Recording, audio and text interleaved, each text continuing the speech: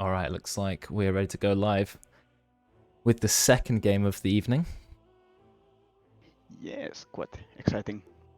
It is. I know we're a little bit late starting, so sorry for everyone in the lobby, desperate to get going. But we didn't expect a delay followed by two games that went basically an hour each, I think. Yeah, quite long games. Yeah, they But were. finally, we can start.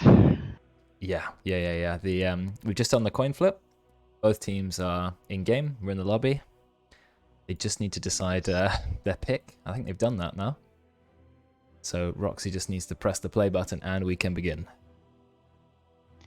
Yes. So I know What are you've you been a coach. You've been a coach here for a yes. while, right? So do you know a lot about these players?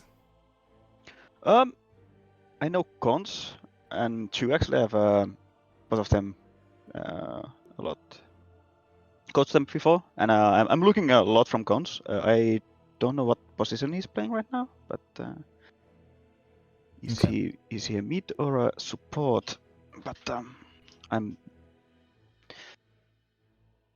waiting for a lot of from cons, and also a lot of from Sue actually. From the other team. Okay. Right. I actually remember cons, even when I was coaching over a year ago. So yeah, I'll see how he's playing these days. Right, we are going to kick off the draft. Let's see if my drafting screen will load properly. Alright. Yeah, there it is. There we are. Nice. Okay, so yeah, well, this is half an hour late exactly, but hopefully, everything's underway now. Everything's on, ready to go. Hopefully, we don't get 2 hour-long games. I'm sure. I hope so. It's already, I think, 10 o'clock for you. Is that right? Your time Yep. zone. Yep. So maybe we'll be finishing before midnight, but we'll see. We'll see. All right. Let's see our bans. So it's Lion, Invoker, Elder Titan. Oh, Elder Titan ban. I think this is a cons ban. Is it target ban already? Okay. Yeah, Elder Titan quite rare to ban in the first phase, so. Yep. Radiant team pick. I mean, in good hands, Elder Titan is a really devastating pick. So. Yeah, I do understand. I'm a big fan of Elder Titan, but I've seen it actually in this in a core role as well. POS 3, even POS 2, POS 1. It can actually do surprisingly well. So we'll see. They banned Pugner as well. I think we just saw Pugner in the previous game. Well, we're very quick into AA. Alright, yeah. I like the AA pick. I think it's really solid. Leaves it's a lot of damage, a lot of control. Well, not that much control, but a lot of like team fight. Yes, it's one of the most meta supports right now. I'm expecting it will get a nerf in the next patch, 7.30, but we're not sure yet how. So we'll find out. Yes, but it's good anti-healing, which is the main thing, and healing is really good in this meta. Exactly. So yeah, we'll see what they return with. Chainsmokers taking a little bit of time for their first pick. All right, we'll see. All right, first straight into Axe. Okay. Is that for a particular player? I think this is Choose hero. I think I'm pretty sure. Okay. If I remember correctly, he likes a lot of Axe offlane and like. Okay, yeah. Well, I don't remember. I like Axe because Axe can actually be played as a core these days with the Manta Shard build, which is quite interesting. It makes it more flexible than it used to be. So that is true. That is true. Yeah. So yeah, I like Axe. I think can be first picked more than it used to be. And what are we going to go with it? Lina. Yeah. Into Lina. All right. It's a good setup for her stun. So if Axe get a good call, we're gonna get a good light strike array. They will die. True. Lina's also quite a flexible hero. Can go in the mid lane. Can go POS 4, POS 5. So I like these flexible picks to start off the draft. And the Chainsmokers have 2 of those. That is completely true. And, but how? What do you think they're gonna pick now? Oh, never mind. They're gonna pick Ursa. Yeah, quite early Ursa. Yeah, I don't like this early Ursa. There's so many counters already to Ursa, I think, in the pool. Yeah. So, but one of the benefits of picking a hero like Ursa quite early is now you have 3 bans and you can ban 3 Ursa counters if you want to protect Ursa. Yeah, I think. I think the problem right now is there's too many heroes against Ursa. There's so many support. They didn't pick a support yet, so they have +5. They can pick like Bane or Shadow Demon or something to like secure the guy who Ursa goes on. Yes, yeah, some saves. Yeah, definitely. Exactly. Disarm as well. You've got heroes like Oracle. Just disarm the Ursa during his enrage. He can't do anything. Yeah, there's some options out there. We'll see. Banning Juggernaut, I think, is quite interesting because Ursa's actually the biggest counter, one of the biggest counters to Juggernaut. Yeah. So I agree. yeah. Okay. But it's a solid hero. I do understand. Vector. Okay. Yep. Okay. I think again, like Ursa wants to play fast, so I think like if Chainsmokers gonna pick Ursa, they are gonna be a lot of trouble because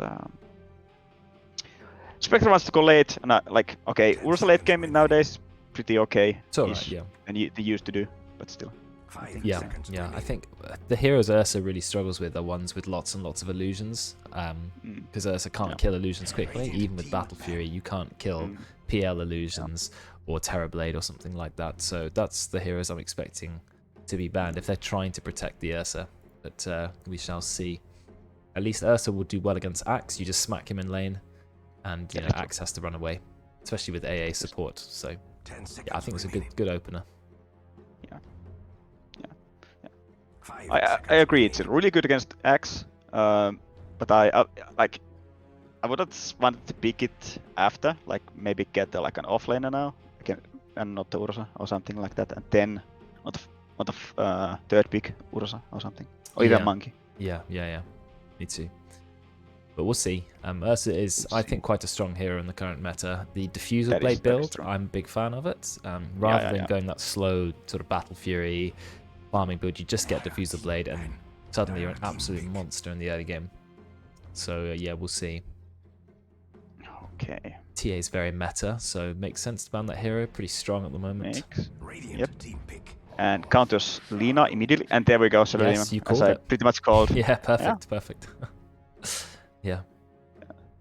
It's like Ursa needs a BKB to do things in this game against Shadow Demon, or just immediately go on Shadow Demon. But still, he can do illusions of himself, or if he's fast enough for the Ursa. So it's gonna disrupt a lot. And also ultimate, actually, if you think about it, it keeps purchase, so you cannot do the what's the second spell? Is it overpower? Oh, you talking about Shadow Demon or Ursa? Ursa, yes, okay. Yeah. I think that's overpower. So so if you Shadow Demon ultimate the Ursa, and then he does overpower, it's immediately dispels it. That's a really good counter. Wow, that's interesting. Yeah, that is. He's getting wrecked so hard, I think, by this. But I like the Underlord pick here. It also means that Axe is not offlane, I think. Yeah, I wouldn't think you'd run an Axe with an Underlord. So Axe could be pos 1. See a safe lane Axe? I think it's mid. But that also means that you're picking Underlord into Ursa, which is also not that good, actually. Ursa eats every single strength melee hero for breakfast. Yeah, Underlord is going to be pretty scared, but the Firestorm can be quite oppressive as well. If Underlord spams that a lot, you know, Ursa doesn't have any way of regenning health, so we'll see. He's going to have to be really careful. But yeah, we'll see what he can do. Sand King is just a strong hero at the moment. Sand King AA, you've got good team fight. Yep. So really complementing each other. You have a Cold Feet into stun, which is always good. So yes, exactly. That's really good. Yeah, that could be pos 4 AA would work. Dark Willow? I mean, it can be Dark Willow for AA. Yeah, I think could it's be. Cons mid. I haven't seen Cons ever played Dark Willow, so. Okay. Dark Willow's I mean, Dark Willow's a really strong hero, a lot of burst as well, so you've got lots and lots of magic burst on the Radiant team as well as Ursa, so scary amounts of damage there. 5 seconds remaining. Yep. Although they do have 2 tanky heroes already and 1 save. Again, Shadow Demon is actually one of the better ones against Willow also. If Willow does his combo, you can just disrupt him again. Yeah, save is really good, definitely against their team as well, so I like it. Yeah. I am like, if the Shadow Demon pulls his weight, this is gonna be an easy win for Chainsmokers, I think. Like, I think there's a lot in the shoulders of the Shadow Demon, I think. Yeah, he's going to have to position really well, always being behind his course and not being jumped. But of course, if he gets jumped and killed, he's going to die instantly to the Sanking Ursa AA, and then his team will follow suit. So a lot of positioning is going to be important in this game, so we'll see how that works. And I think the OD ban is maybe similar to the Shadow Demon. They don't want any more save on that team. Yep. Although, if... I think if Uphill picked OD, it would be actually pretty good, because it's a really good counter against Axe. Because you can, again, like if Axe jumps, calls everyone, jumps in with the Blink Dagger, you can just imprison him and he does nothing. Yeah, literally. Yeah, that's true, yeah. And Axe doesn't want to buy BKB, although he sometimes needs to. Sometimes he has to. I feel like this game, it might be one where he's going to need to. Because there's a lot of magic damage that can be thrown in his face. They don't have much reserve time left, We Mine Uphill. 12 seconds, 10 seconds now. Yeah. So we're going to see what they pick. They need a mid, yeah, you're right. Unless Dark Widow's going mid. But Dragon Knight, okay, they've got another reliable stun, a bit of tower push, which they lacked. So, yeah, I think it's quite a good pick. Yeah, well. I'm just like... Do you not have enough damage, though? I mean, okay, Ursa... They have like tons of magic damage, but they don't have that much physical. Ursa is the only one, and Dragon Knight if he goes right click. Depends how he builds. I would like to see Dragon Knight still rushing a Blink Dagger, but I guess you could start building damage after that. So yeah. I think you always need a Blink Dagger on Dragon Knight. Yes, I do in the current meta. Yeah, Blink stun is 3.25 second stun at max rank, which is a very long stun. Exactly. Yeah, and it goes up to 3.75 with the level 15 talent. So nearly a 4-second stun, you just click on the enemy. It's pretty damn good. So yeah, we'll have to see what the last pick is. With Axe and Underlord, we're still unsure where they're going to lane. Is it a POS 1 Axe? Is it a mid Axe? Is it a mid Underlord? So that's the beauty of this draft, though. We have no clue. Yeah, it could be Lina mid, potentially. And POS 1 Axe, POS 3 Underlord. The last pick will reveal all. So we'll see what they go for. Alright. What do you think it is? I don't know these players well enough. I'm trying to think. You have to play against Ursa. There's quite a lot of burst on the enemy team. I don't know what lineup really they've got. Shadow Demon and Axe, they've got some initiation. So maybe something that can follow up and to really get that kill quickly. But I'm wondering what that might be. I would have gone for Invoker, but of course it was immediately banned. I think Luna would be actually pretty good here. Yeah, if you're running Underlord in the mid, maybe, or Axe in the mid, Underlord can go against the Ursa. Then you run a Luna POS 1. That might be pretty good. Yeah, I think if Underlord goes mid against Dragon Knight, it's okay. Oh, it's a Ricky. Okay. Oh, yeah, so cool. Gonna pick Ricky. All right. Yeah, that's a Ricky carry. Okay. Yes. Okay. Ricky carry. Yeah, I like Ricky against Ursa because, you know, Ursa's really going to struggle to stay on top of Ricky because, you know, Ricky can just tricks the trade, can blink strike, go in, can go out, can silence the Ursa. It's very irritating for Ursa to keep on a Ricky. So I think that's a perfect pick there. Yeah, I agree. Yeah, I think this Ursa's gonna need so many items. He needs BKB, he needs stun, he needs diffusal, he needs damage. Yeah, maybe he's gonna get guided so hard. Sadly, his team have a lot of stun and a lot of engage. Maybe if he were to go something like Diffusal, BKB, Basher, in that order, and he could get those by the 30-minute marker, then he's going to be pretty strong, but we'll see. Obviously, Ricky, I don't know what build Ricky's go for these days. Can be Diffusal. I think the Battle Fury build died. Yeah. I think you need Diffusal. Yeah, back to the normal build. Right earlier. Yeah, it's an early meta, so we'll see. Yep. I'm still not sure about the lanes, but I guess we're going to find out pretty quickly. Yeah, we'll see real soon. Yeah, game's taking a little bit of time to load, which can... Oh, there we go. As soon as I complain, there we go. It starts. Finally. That stat doesn't make any sense. They didn't match up those stats. 6 wins in a row on Underlord. He's flexing his... Underlord stats. It's interesting. All right. Let's just have a look at the starting items, see if there's anything unusual there. Ricky hasn't bought anything yet. Axe likes this very much. Alright, is this a meat axe? Look at this item, it's quite interesting. So, ring of regen, ring of armor, just one set of tangers, and a cradling blade. But we have an early smoke on. Yeah, very early smoke. Except didn't quite get the willow. Yeah, I think she's she's the bait here. She needs to be. Maybe. But of course, there's no ward's been placed yet, so no one has any idea.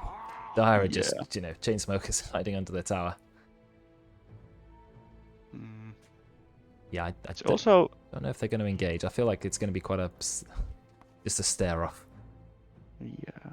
Okay, Ricky has one ward. 30 seconds. There's the other ward on Dire. Is it still not bought? Right, I can't see. Oh, never mind, it's here. On mid. Dire But it's the Ricky's one, vision, yeah. though, look. That's Yeah. Alright, what do you think is going to happen here? Are they going to contest both? I don't think so. I think it's just going to be a standard exchange. One bounty, or 2 bounties each. And we're good to go. I must say I'm a big fan of these bounty changes. For a long time, Dota had no reason to fight at the beginning of the game, and now, you've got a reason to maybe have a level 1 fight. I think it immediately makes the game exciting. Exactly, but you don't need to. I think that's the beauty of also. It's kind of like it's not forced. You can it's 40 gold per bounty, isn't it? 40 gold per player. Yeah. It's like one last hit. So if you miss one extra bounty, it doesn't change the game. So yeah, you're right. Ricky mid. But also like, let's say you contest bottom room, you can also like just put your carry or your boss 5 snatching the other one, so you always get at least one. Yeah, that is true. You play your cards right. So they decided on Chainsmokers, they're running a Ricky mid, but they're putting Axe as their pos 1. So I mean, in the end, those 2 heroes, they could go in either position. But I think it's an interesting decision. Maybe Ricky didn't fancy his chances against Sand King and Dark Willow. But yeah, safer in the mid lane. Definitely more levels in the mid lane. But I feel like maybe Axe needs the levels a little bit more than a Ricky, but at least Ricky can get level 6 quickly. He's not going to die in this mid lane. Not at all to Dragon Knight. Like, I would have actually put Underlord mid and Ricky against Ursa, because like I don't think there's that much Ursa can do against Ricky if he just runs away. Yeah, I mean look, Honey Badger is really struggling. There's 4 Fury Swipes. Exactly. 5 Fury Swipes, 6 Fury Swipes. I mean, it's starting to hit. That's 63 extra damage per hit now. He is low. Yeah. Still some time. Okay, Fury Swipes is gonna run out, so he will be okay. Yeah. He also doesn't have a self right now, which could be really useful right now to just pop it and go back to farming. It's true, Woody's in trouble. They've gone on him, and I think that's going to be first blood. Yeah, pretty easy. Secured by the AA. The Underlord can't do much though. Level 1 Underlord with just Atrophy Aura can't really help out. Yeah, exactly. I think that's an overextend, not knowing that your Underlord is still level 1 and just going a bit too ham on the trading right there. Yeah. Definitely, gotta be careful. Yeah. See, Underlord probably won't take Pit of Malice for quite some time. So if Lina gets caught out of position, I mean, Woody is going to go down there. Yeah, exactly. Yeah, Woody needs to be really careful because, like, I don't think you have mana on Underlord to use all of your spells if you take Pit of Malice. So it's gonna be at least level like 7 or even 8 when you kind of want to have like 1 point in it. True. You have like mana boots. And 1 point is only 1.2 second route. It is a very short duration. Exactly. So yeah, maybe not worth the mana. Just max out Firestorm and start getting some pain. Yeah. See, there's an interesting interaction between Lina and AA. They are the 2 supports with the longest attack range in the game. AA having the longest in the game, only 5 more than Lina.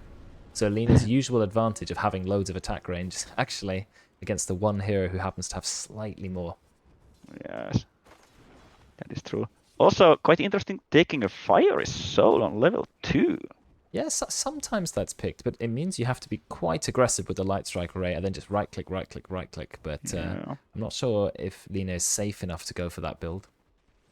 But we'll see. Definitely lets you trade well if you can land it. He's going to find AA, but just stunning the creep wave for now. Let's look at the mid a bit. I'm looking at the last hits. It's Ricky favored. Yeah, well done. He's managed to get up a couple of last hits, although Dragon Knight can get some last hits mid. It's going to be pretty similar. I mean, I'd be very surprised if either hero died in the mid lane. Dragon Knight versus Ricky is yeah, not a super interesting lane to watch. I don't think Dragon Knight with 2 points Dragon's Blood is in any danger of dying. That is correct. So it's the most boring AFK farm lane of all time. So yeah, let's divert our attention away from that for now. See what's going on top. Now a bit of an opinion. How about like, what if Ricky buys a bottle right now? What do you think of a bottle Ricky? He doesn't have many uses of mana. Oh, missed the kill in the bot lane. That was Goody getting killed yet again. Gotta be really careful with that positioning because Ursa will kill you quick. And as we said, no Pit of Malice on the Underlord. Again, need to be really careful.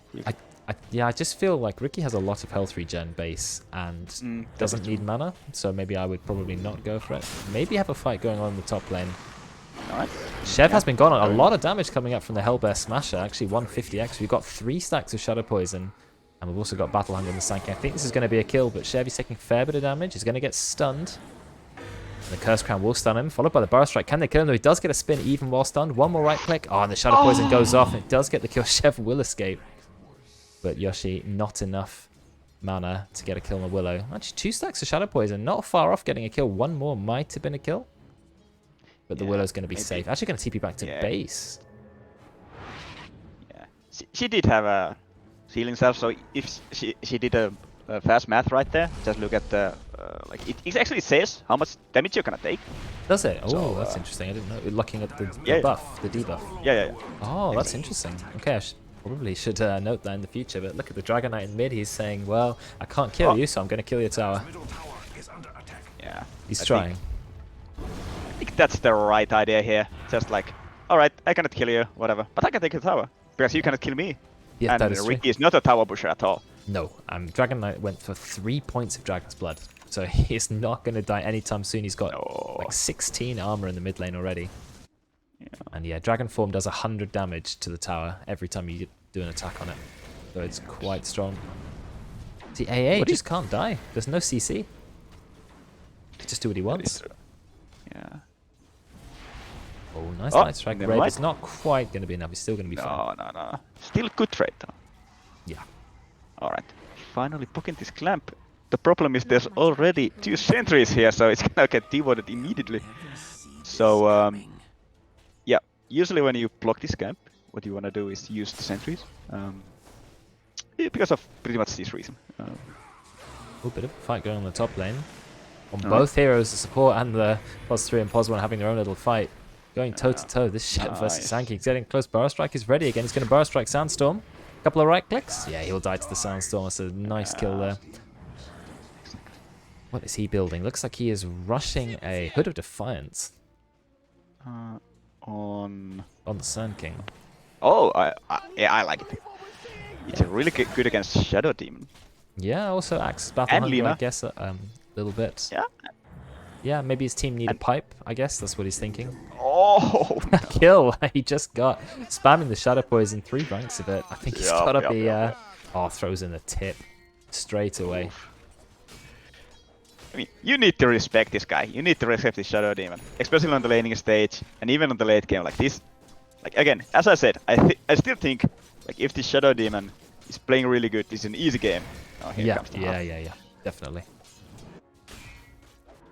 If Yoshi is on his top of the game, I would bet my money on Dio right now. I agree. It's a lot of pressure for him, but we'll see. Cambo needs to bring in some regen because he is a very low Ursa. You've got no regen on the AA. He sent in a Morbid Mask. It's not really regen, but I guess it does count as another fight in the top lane. Yeah. And Yoshi does go down. Yeah, Epicenter's exactly being when I was talking. Epicenter, but he has no mana for the Burrow Strike. He realized this a little bit too late. He popped his magic wand, but it was far too late, and the Burrow Strike was whiffed. So Chev will be absolutely fine. Yeah. Unfortunate. Do the math, sadly. Exactly. Math's very important. You need 260 mana. He should have looked at that first. And the mid lane is just as boring as always. Yeah, I mean, it's not gonna happen. Bot lane, bit of a fight here. Cambo is dropped the right. enrage. He's chasing Honey Badger, but he didn't take the right path through the trees. Oh. No Earth Shock. Doing some slaps onto Woody. Woody doesn't have mana for a stun, but Cambo's not going to dive the tower. The no kill there. Looks like a bit of a tower dive here. We've got the Cursed Crown on the axe. We have enough damage to follow up. He's taking a lot of damage from the Sandstorm because he's max rank Sandstorm. Yeah. Save from Yoshi, putting him in the disruption. Is he going to go down? No, they actually get the kill on the Sand King. Shev will escape. There we go. Nice save from the Shadow Demon. He's Yoshi now level flexing, I think. He is level 7 already. I mean, we have a look at the levels, and he's keeping up with the rest of the cores in this game. As a support, the rest of the supports are level 4, but not the Shadow Demon. Yeah. He is level 7. I think that's. Let's see how many kills he has. He has. Yeah, he has 3 kills already. 3 kills, so yeah. All the team's kills are on him so far. But the tower finally has gone down. Dragon Knight, he's forced his way through. As Ricky just continues to try to get his diffuser blade. Not quite. What do you think Dragon Knight should do right now when the tower is down on mid? I think just rotate to another lane and take another tower. Go with your team. Maybe go top, take the top tower, go bot, take the bot tower.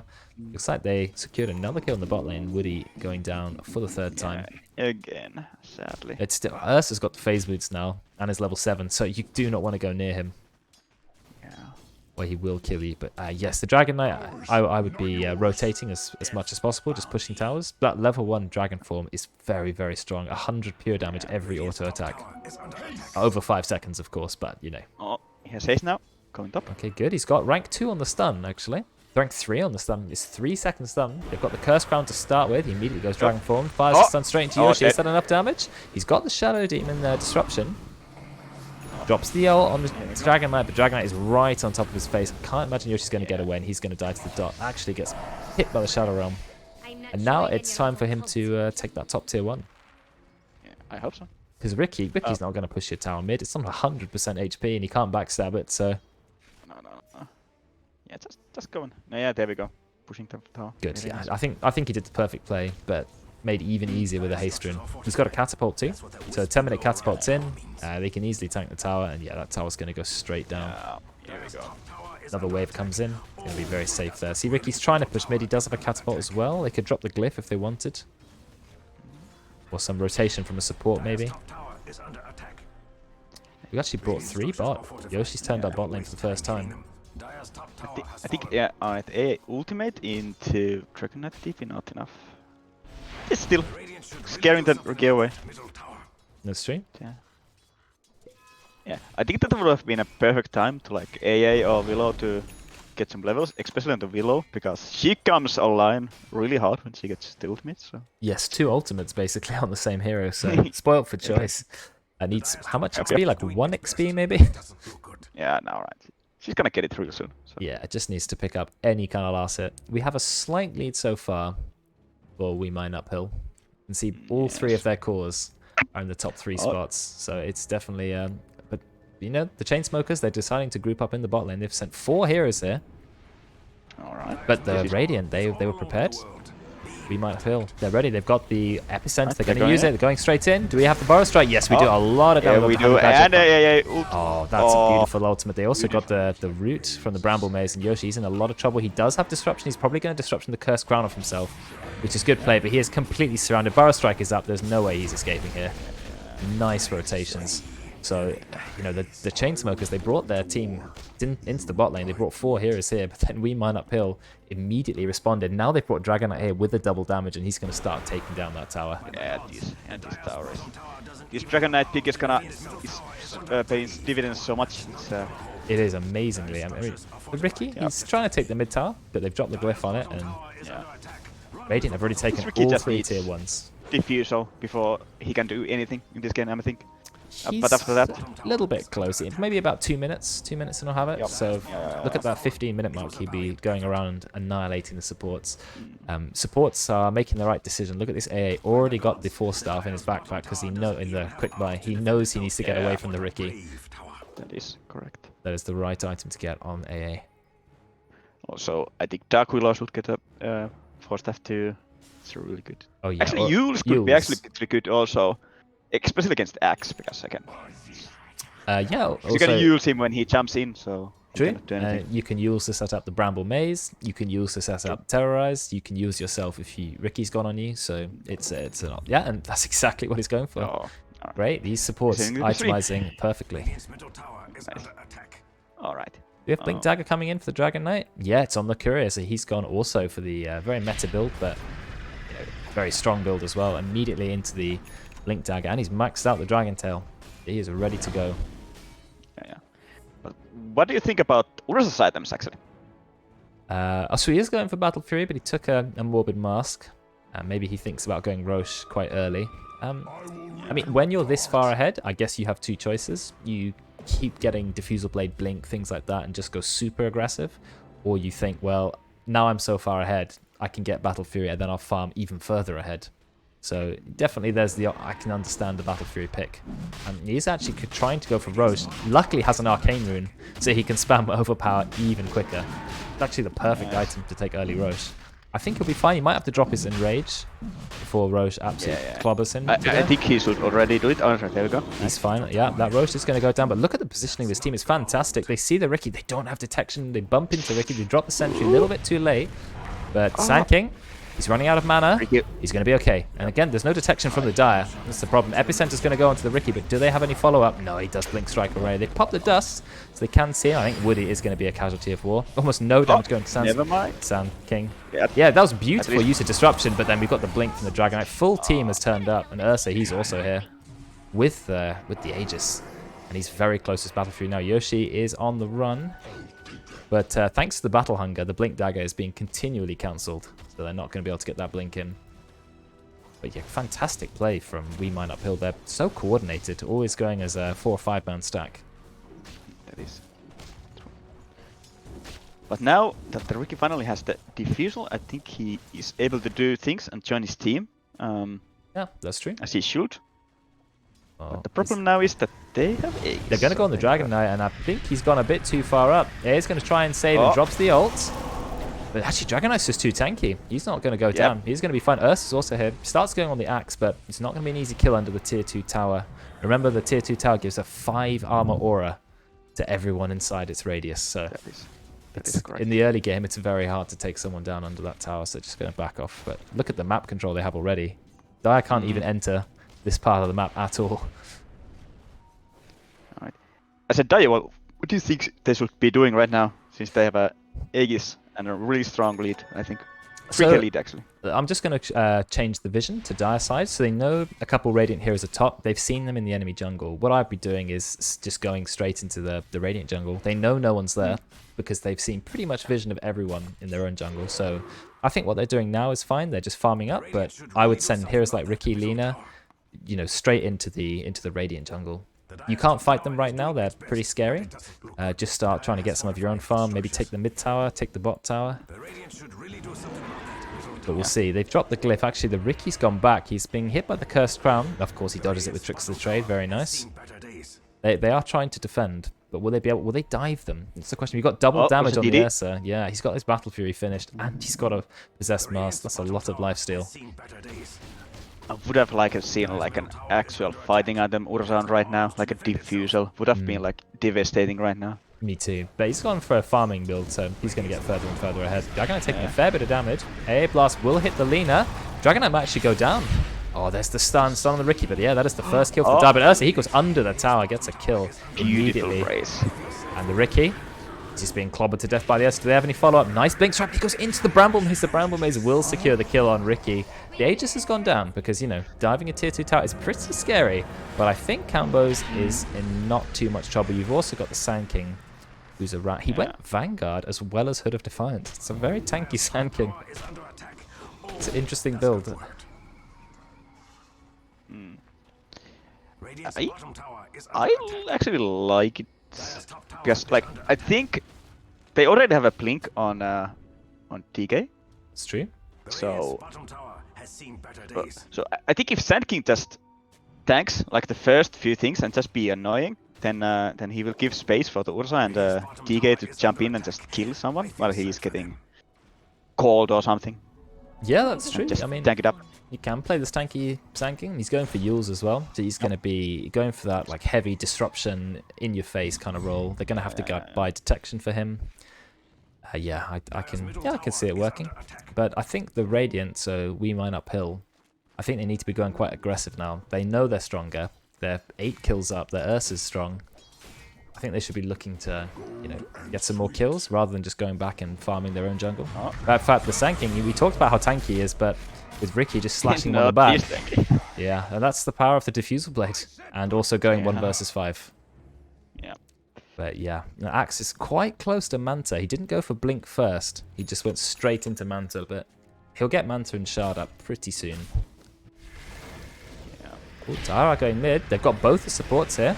Dark Widow's in a lot of trouble. A immediately goes down. Dark Widow, he's put in the disruption. They need to try and get as many kills as they can before the Radiant can group up. So Dragon Knight's already here. He's dropped his ult. Does have the Blink Dagger. Doesn't have his stun though. He's already used it. So Ricky's just going to blink out. The Ursa's here. He gets stunned. Do they have any follow-up though? They do, but he does have Enrage. Just going to pop straight away, but that's 2 easy kills for them. They probably should just force through and take this tower. It's on 128 HP, 125. I think the problem is right now they don't have anybody who wants to click the tower though. Like Axe kind of wants to farm, like he's doing, and now he's got Manta. And then I don't think Underlord is like that click heavy. I mean, he can push the wave out, but and Tricky is thinking about it. Just not sure about. I mean, Guardian Greaves is a fantastic item in general. It's very good on Underlord, but I don't know if I'd be buying it on Underlord if I was against AA. Maybe not first item. Because maybe I'll be thinking of a sort of pipe instead. I think. All right, I'm being on it. Like I always say that like one of the best items on Underlord is actually Aethys. I just love Aethys Underlord. It's so good. That's true. It does allow you to go for some really good kills of your own and keep heroes like Dragon Knight just stuck in place forever. So yeah, that's true. I'm a big fan. Yeah, he could go for that. I mean, he is deciding to go for a pipe. Yeah. So that will save his team. They need a pipe. Yeah. I agree. Yeah. A lot of damage coming out there. I'm actually amazed that Chainsmokers are only 1k gold behind on the net worth. But that may change. Cambo's gone in. They see the Axe Illusions. They actually go back. They drop Dust, but they don't pick up the Ricky. So nothing happens there at the moment. But it might do, but then he goes under a sentry. The Ricky didn't realize they had a sentry there already, but he does get the tricks of the trade-off. He gets rooted immediately. Are they going to be able to kill him? Yes, they are going to bring him down. Throwing in a lot of damage onto Dragon, but he is going to be absolutely fine. Willow did nearly go down, so it's just going to be a quick Ricky pick-off. But can they convert it into anything? Not really. Look where all the waves are. Yeah. Radiant doesn't really have anybody who kind of wants to push the waves. Okay, Ursa with Battle Fury, I think is the only one. But maybe that's why he went doing it. Maybe he realized we've got no one who can clear waves quickly apart from Sanking, so I'm going to get Battle Fury to do that. And he's going Basher as his next item. So that's his first sort of combat item. Now that I think about it, I think Sanking should get boost of travel so he could like push out the waves. Yeah, Boots of Travel is good for the Sanking. I like that item on him, but he has gone for Yules and now Blink Dagger. You got the Dragon Knight ult up there for a little bit of time, maybe about 5 seconds, trying to get a few more dots up on the tower. Dire are going to TP in to defend. They back off. Little bit scared on the Radiant. On We Mine Uphill, and as you see, the Dire Chainsmokers, they're just farming everywhere they can get farm. They're farming. Axe is even sending in his illusion to push out the other waves and maximize this farm, which is really smart. Fantastic play and micro from Chev.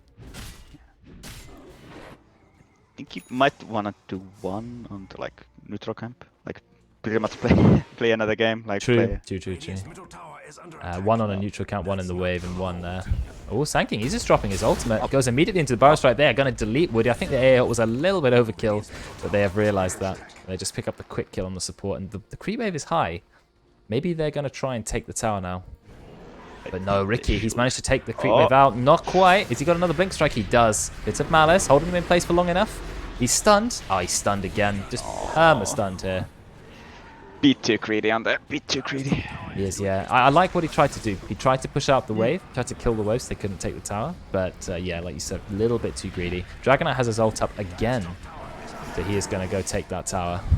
Oh, Chef's gone in with the Manta Style as well. He just revealed his Blink Dagger. It's doing a lot of damage, but it's not quite enough. They can't kill Cambo. He's just going to run away. And here we've got the Bedlam. Bedlam killing Yoshi. That's going to be the kill. Dark Widow's Bedlam goes through. And Chev is now stuck in the root. Ursa's thinking about going back in, but he's got to be careful because he knows that the axe can literally just hit Culling Blade. That's going to be killed. He gets the bash on the first hit. What a lucky play. And Honey Badger's going to go down next. Is there stun? Yet another bash. Beautiful RNG from Cambo. I think that's a beautiful call, but the problem was that Ricky was already dead. True, no follow-up. So, yeah, exactly. Yeah. I think if Ricky was alive right there, beautiful fight. But sadly, no. And they have to drop the glyph. 24 minutes in, they're already hitting your tier 3 towers. Got Lena hiding in the trees. Is she going to try and cut a wave? That'd be very smart of her. I think she's just scared. I think she's just scared and trying to wait for the TP. Never mind, he's going for it. Yola. Roche is up again, and this is a really big Roche. 24 minutes in, we're already taking second Roche with the Ag Shard. Does Daya need to do to crawl back into this game? What's the play? What's the item? Right, yeah, that's what item does what does the Daya do? In fact, I think they've got the team that can engage, right? They've got the axe with the Blink Dagger, they've got the Ricky, they've got High Burst. I think they should be maybe picking up a few smokes and just trying to 5-man, just try and get some pickoffs. My motto is if you're the losing team, you should be either split pushing constantly or you should be grouping up as 5-man and trying to get some pickoffs. So that's what I'd like to see. Did Sand King pick up the Ag Shard? Oh, he bought his own one, I think, maybe. Alright, who has the Ag Shard then? Yeah, Ursa. I think Ursa has it. I think Ursa picked it up from the Aegis, from the Roche, and Sand King bought his own one. Yeah, I love the Ursa Ag Shard. It's actually... Oh, the Ursa's one is incredible, and they've walked into wood. He does get the Light Strike array off. Oh, here comes the core. It's a 3-man core. It's a lot of damage. There's already one pick off, but out comes the Air Blast. Axe, he's in a lot of trouble. He's going to go down, and Ricky realizes straight away he needs to run, but they have the dust. Can he Blink Strike to a friend?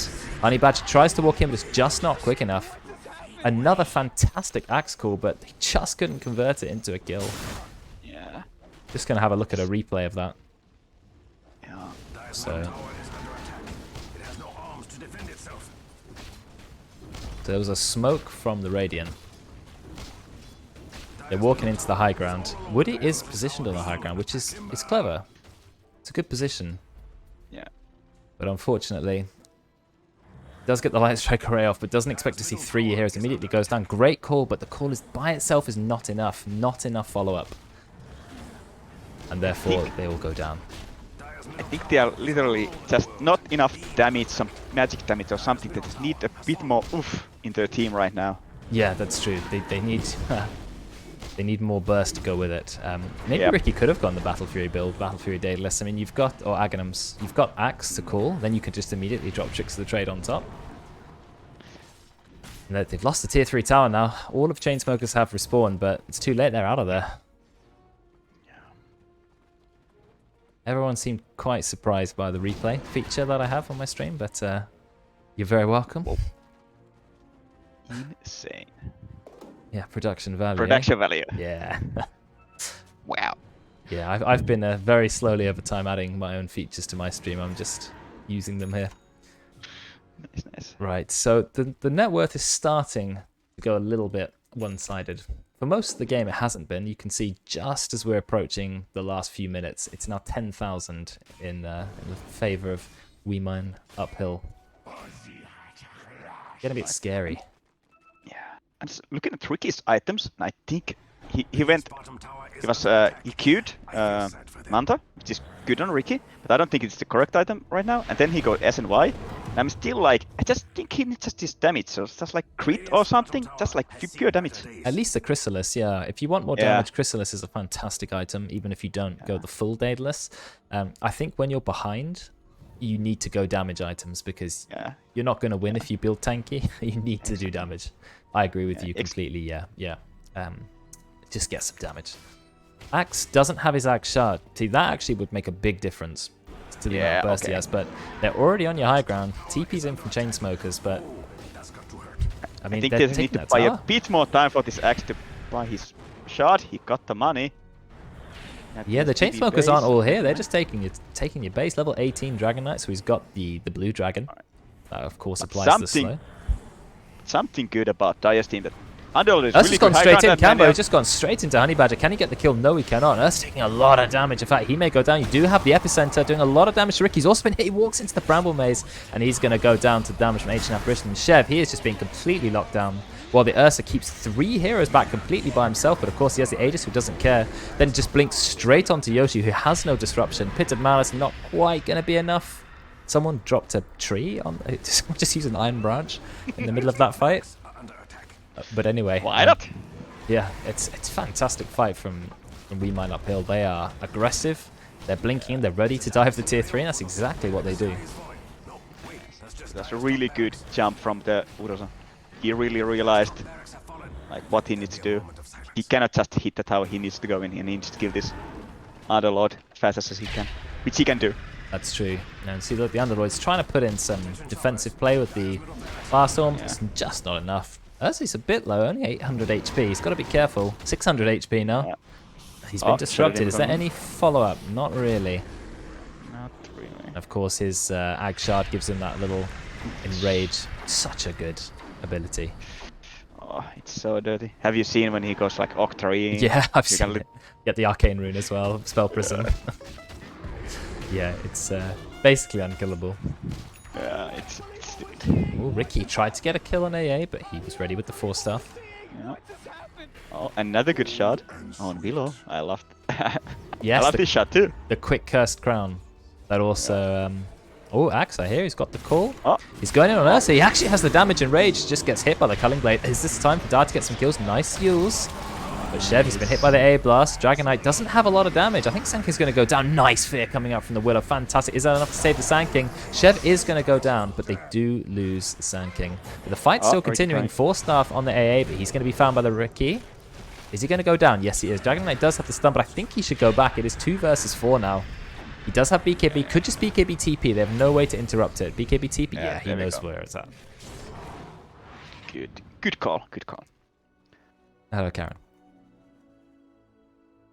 So that's, yeah, good fight from the Dire. Picked up a little bit of gold there. They managed to secure 3 kills. That's 7,000 experience they gained from that fight. And immediately Shadow Demon just drew on the map like 3 lines onto all of the lanes. Literally just saying, push out these waves. We need to get something out of it. At least a bit more breathing space. He has a really rushed Aghanim Scepter on Shadow Demon. I like. So obviously it gives you 3 Purge charges that also break. Now, I guess you can break Ursa, means no Fury Swipes, which means no damage. That is true. Dragon Knight, you can remove the Dragon's Blood, that takes away 12 armor, 16 health regen. Yeah, true. Especially on level 25, if he takes the right one, it's actually devastating against that. That is minus 30-second Demonic Purge cooldown. So you got 3 charges with a 30-second charge time for each. Wow, you could be just mashing your ultimate. I like it. I like it. I think, you know, Dire still have a chance. I know it's a little bit difficult. You can see their base is in tatters, but they've got the potential now. I think some good demonic purges from the Shard Demon, a good engage from Chev, and they have the means to take down the Ursa. Ricky just got his S and Y. Alright, he's a bit more Can they see him? And they see him. He's going to pick up the double damage ring, but that means that a dust might go up. He doesn't actually dodge the dust. He tries to dodge it, and then he's going to go immediately down. You've got the Mind Breaker from the Ursa. Actually, that allowed the team to easily follow up. That was far too greedy, trying to get away with that double damage ring in front of the entire enemy team. I mean, I admire his efforts, but maybe not entirely the right decision. He does have buyback though, so it's fine. I don't think they're able to. I think they should try to go high ground and force this buyback, but they are not. They're going. No. The last tier 1. I mean tier 2. Sand King, he's got Octarine Core now, and also Ceremonial Robe. He's got a really nice set of items, good tanky items, utility. Yeah, and I see the Underlord. He's trying to do what he can. Of course, he can push waves and just Dark Rift out if he wants to, so I think he should stay there and not be scared. Maybe try and see if he can bait someone back, but the last tier 2 tower is going down now. They've got the Black Dragon. It's level 20 Dragon Knight. So he's got the 20 strength talent. Big dragon. Exactly. Black Dragon is amazing because it buffs every format every single piece of the dragon form. It also gives you 40% magic resistance as well as flying vision, so he's going to be hard to take And down. if you pop BKB, your model is huge. Oh yeah, you become a raid boss. It's up for quite a long time. Still got plenty of time on that dragon form. He's got the BKB as well. Yeah, he's tanky. He's hard to bring down. But the whole team are here. Chainsmokers ready to defend their base. What are the Radiant going to do? Are they just going to keep pushing through? I mean, they could, or they could push through mid. Take the racks. Still BKB, but the ultimate is running. Yeah, he's just hitting the tower. Look at him, he doesn't care. Corrosive Dot does 30 damage to the tower now per tick, so that's 150 pure damage per hit. He's not too worried, but actually they've sent someone back. The Ursa, he's TP'd to mid, or didn't TP, he just walked mid. They're thinking about Roche. Roche is up. This time, third Roche in 34 minutes. That is fantastic. They do have vision. I've seen it. And there's a full Aghanim Scepter there. That's pretty good on Ursa himself. But I guess you can give Ags to Sand King. You can give it to... I don't even know what Willow's Ags is. Oh, yeah, the Shadowrun one, yes. Not really worth. Or the AA one, both core builds. So yeah, I think you give it to the Ursa. I think Ursa should just take it because, again, like he wants to, he's going Satanic, which I actually like. He's going to be hard to bring down. Looks like Chev went in. They didn't realize they hadn't actually started it yet. He thought they were in. You've got the Curse Crown going Yoshi. He's going to use Disruption already. Burrow Strike, not used. Does actually use the full Epicenter before getting into the enemy. He's in a little bit of trouble. Uses himself. The fight is starting at A. Blast going in. Does connect to 2, but Chevy gets the 3-man call. Is enough damage. Yeah, he immediately kills the Dark Willow, but Ursa didn't die. Now he's going to delete the axe. But they've also lost the Sand King. So actually, Dire, they are one hero up, but I think they're running because they are scared of this Ursa. He starts popping Darkness, but he gets silenced because that's the Mindbreaker, the power of the tier 3 neutral item. And now the commencing, the chasing. No, they can't kill him. He actually TPs 3 of his heroes out. And that is fantastic. And the Lena, he's going to hobble back to base. But that means that they only lose 1 hero. However, they are losing the Roche. So we'll just have a look at the end of that fight. You see that or not end, you got about the middle of the fight. The Axe, he's ready to blink in. He gets the 3-man call. Fantastic. Deletes Swallow straight away, but doesn't quite have enough damage to kill the Ursa. And then, of course, Ursa just brings him down, no problem. Immediately Satanic popped. He's full HP. He doesn't care. And also, like, one other thing which I really like was the immediately going Dark Rift and then saving him with the that's actually, that was insane. That's actually a good point. I didn't catch how well they did that, and yeah, that's a really good combo because then Underlord can't go down. Yep. And then he can save his team, which is good combo. But unfortunately, they still lose the Roche. You've now got a Aghanim Scepter on Ursa, which of course lowers the cooldown of Enrage further, and he can use it while stunned. So even if you get the Axe call, I think he can just press Enrage and then kill you. And he's got Satanic, and he's going to be really hard to bring down. But on the Dire side, though, again, they still have the Underlord. It's really good high ground defense guy, so it's really hard to go against. But they need to jump him again, like they did on the last time they took the top ranks. Just like kill this Underlord. He's only level 16 though, and they've got 3 level 20 heroes. You got Sand King 20, Ursa 20, and the Dragonite 20. You got 3 Blink Daggers on them as well. So you have the means to jump him straight away. You got the Black Dragon form ready to go. He probably should swap in that cheese, so he's got it ready if he needs it. Yeah, I don't think you need a magic one at this point of the game. It's just yeah, not compared to cheese, which was cheese is like, how many 1 charges would cheese be? Like 200. I don't want to do the math, but a many. Yeah, 250. Well, that's 100 stick charges for the mana, and then even more for the health. So about 170 stick charges, something like that. And he is just going to pop the Black Dragon form. He's going straight for the tower. They have no glyph. Do the Dire want to engage on just a Dragonite? No, they don't. They're going to disrupt and crit their own Black Dragons. But he's just going to ignore. He actually drops the BKB, but he has been disrupted. But look, yes, he's gone straight in. He's trying to kill the Underlord, like you said. But he gets silenced. But now he's going to start hitting the Ricky. Ricky just goes into tricks of the trade. Out comes Air Blast Chev. He's taunted 2 of them. Can he kill the Ursa in time? Yes, he does. And that's the A just gone down straight away. This is fantastic play. The Dragon is also quite low, but he does get the stun off on Yoshi. And of course, Pamba is now on full HP. Drops the Enrage, the mini Enrage from Earthshock, actually. That's all it was. And now they are taking the tower. Chev, he gets the 3-man call. He drops the Manta. Is it enough damage? Yeah, he kills 1, kills 2. Double kill by himself. Fantastic. There's the Ursa, got enough damage to kill him, and he gets away. Brilliant play. And look, the Dragonite starting to take quite a lot of damage. I know he's a tanky hero, but he has already used the cheese, and he is going to go down. Fantastic base defense from the Chainsmokers. They did lose their tower and their range racks, however, but they have still held on just. Dire's middle tower is under attack. It has no arms to They defend need itself. to get something out of this though. They need a tower. They need something. Yeah, maybe take a... Can they take a tier 2? They do have Glyph, though, on the Radiant, so it's going to be hard. But the Chef's calls have been really saving them this game. Think of what Yeah, happened. that's the chef I knew. So that's he hasn't changed a bit since the last time I saw him. So That's true. I mean, I'd like to see him just go Moonshard next or something like that. He's got the BKB, he's got the Manta. I want him to get some damage now. yeah, he needs damage like real hard. Yeah. Actually, he needs a boost of travel actually, About that. so he can push out the waves and join his team, and then he needs damage. Because I think pushing the waves is the most important right now in this game for Dire. Yes. And, you know, move Because speed if is they're never even bad. close to the base, they're gonna lose. They're just gonna insta lose. So, I agree with you there. They are struggling to get that push. They don't have any boots to travel up either. They did manage to take a tier 2 tower, and they finally claimed their own outpost. They've dropped some wards up as well, some very aggressive wards. Air Blast is going to scout them out. Just hits the Ricky and the Shadow Demon at the moment. Alright, I saw something interesting. What's your opinion? Timer's Relic on Ricky. That's an interesting call. No, I think he sent it back because I'm not sure that has a okay. lot of value on that hero. You know what I'd like to Ricky buy? Never mind. He's actually one step ahead of me. I was going to say the Axe Shard, but he has got it in fact. I think it's one of the best Axe Shards in the entire game, Yeah. in my opinion. It sounds some support sleeping darts. It's and you need to like what's the meme hammer. Meteor that- Hammer. That's true.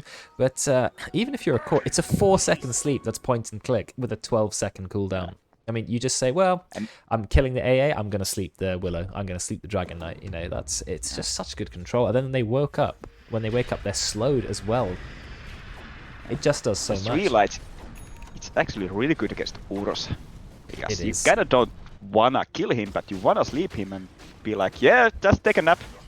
I'll kill the rest of your team, and then I can like 1 versus 5 you. I hope. I'm a bit scared about the Ursa at the moment. If I were the Chainsmokers, he has 27,000 net worth. Of course, they don't know this, Yeah. but that is 10,000 ahead of their axe. He's nearly got the full Swift Blink, which, as you know, Swift Blink Ursa, he's so fast, does a lot of damage. Yeah, And he's going to be thank God. pretty hard to bring down now. Nearly level 23. Just hit level 23, so even more stats there. Coming up on the 3 overpower attack talent soon. Yeah, it's going to be scary. Thank God they took the movement speed buff out, that you cannot move like unlimited movement speed. Ah, because yes, that, uncapping. I think that was a patch where they removed a lot of abilities which uncap the move speed. Now, I Yeah, think you have to be Bloodseeker, pretty much. Oh, the Yeah, guy I going think the Underlord. Bloodseeker- There's the oh. damage. Massive damage. He actually drops the Greaves. Is it going to be enough? No, it's not. And the Shadow Demon he suffered from. I might want to save my team. Oh, and then the Ricky's got in as well. But he does get away with Flicker. But now he's kept in the air with Jules. Chevy gets the 2-man call, but I don't think it's going to be enough. He's lost most of his team. Ricky is going to go down. There is a buyback coming out from the Honey Badger, but I think it's a little bit too late. Chev, he is just being held in place, and that Ursa is going to smash him to pieces. They dropped the full epicenter. Didn't really need it. 2 buybacks. Chev's going to buy back as well, but there's no buyback on the Ricky. I think they can just start pushing the bot Celebration, now. Epi. Frozen screen. Oh, that is sad if that happens. No. But yeah, look at the bot racks. It's exposed. You got a massive creep wave, but I think they're gonna try and push mid. But they got a lot of creeps to kill before it gets there. Yes. I can't see how Dire's gonna come hit. Now they really need a miracle right now. because- Yeah, it's now looking a This little dragon- bit difficult for the Chainsmokers. Yeah. You've got 2 melee racks left. That's it. No dragon form. That's your only respite at the moment. But you're still down the Ricky for 38 Yeah. seconds. What do you do? That's all. Most of your damage is on him. I think you are literally readying up for Megas. That's true. It's Oh, they're just. I mean, Hulk Dragon can Knight hit is the the boat. only person taking it. He is saying, "Well, I'm tanky. I'm just going to stand on the high ground." Yeah. I don't see what his Ursa's skills this. They are very scared. Underlord, like right now. Just Yeah. jump him. I don't know why they're do it. acting so scared. Just run, run in and kill them. Dragon Knight is now just pushing bot lane. He does have the dragon form up soon, but now Ricky is alive and with buyback, so it's going to be a proper 5-on-5. So we'll see. It's one last attempt for Chainsmokers to defend their base. Otherwise, I think it's going to be game.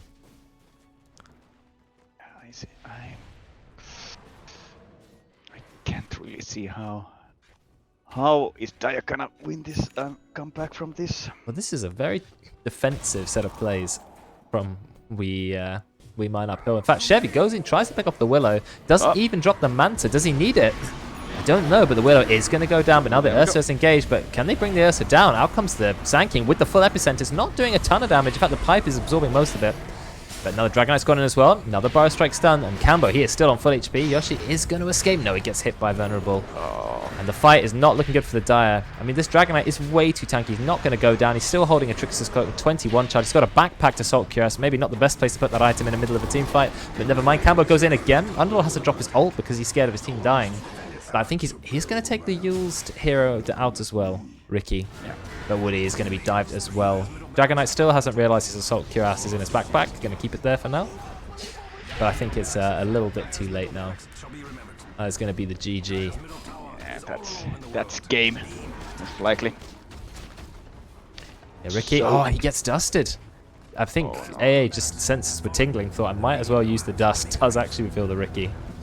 Although Ricky dispels it immediately with the flicker, but now it's Megas. Stun from the Sand King. Nice follow-up stun, Dragon Tail, 3.75 seconds. Unlord has absolutely no chance, is going to go down the Ricky.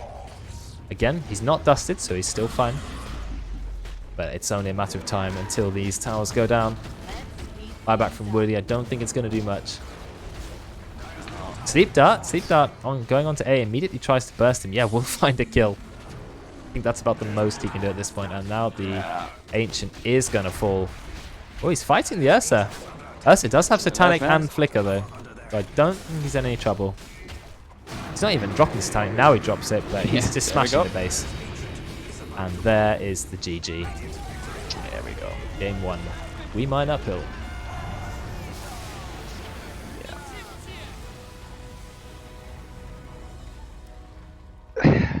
So what's their secret? How did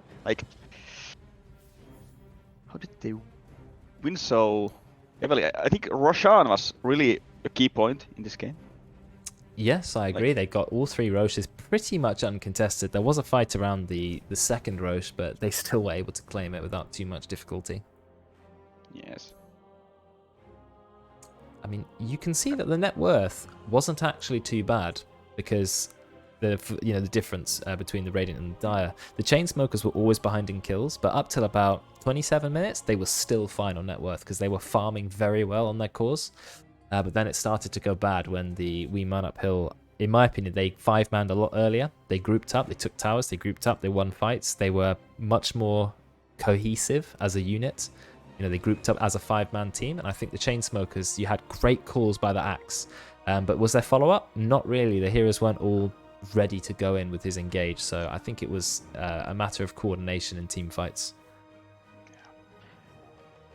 I agree. And I also think Chainsmokers just literally needed a bit more just burst damage on magic or something.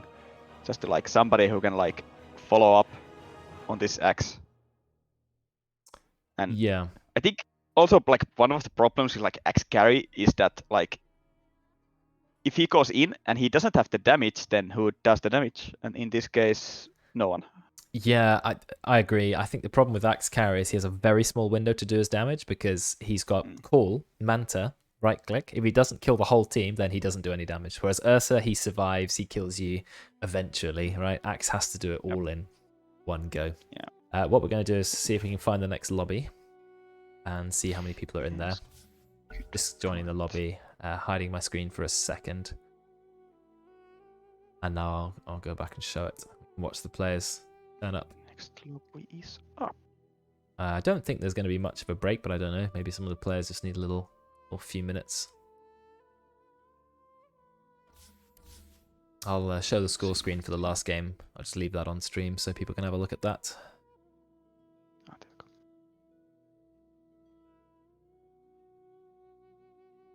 No.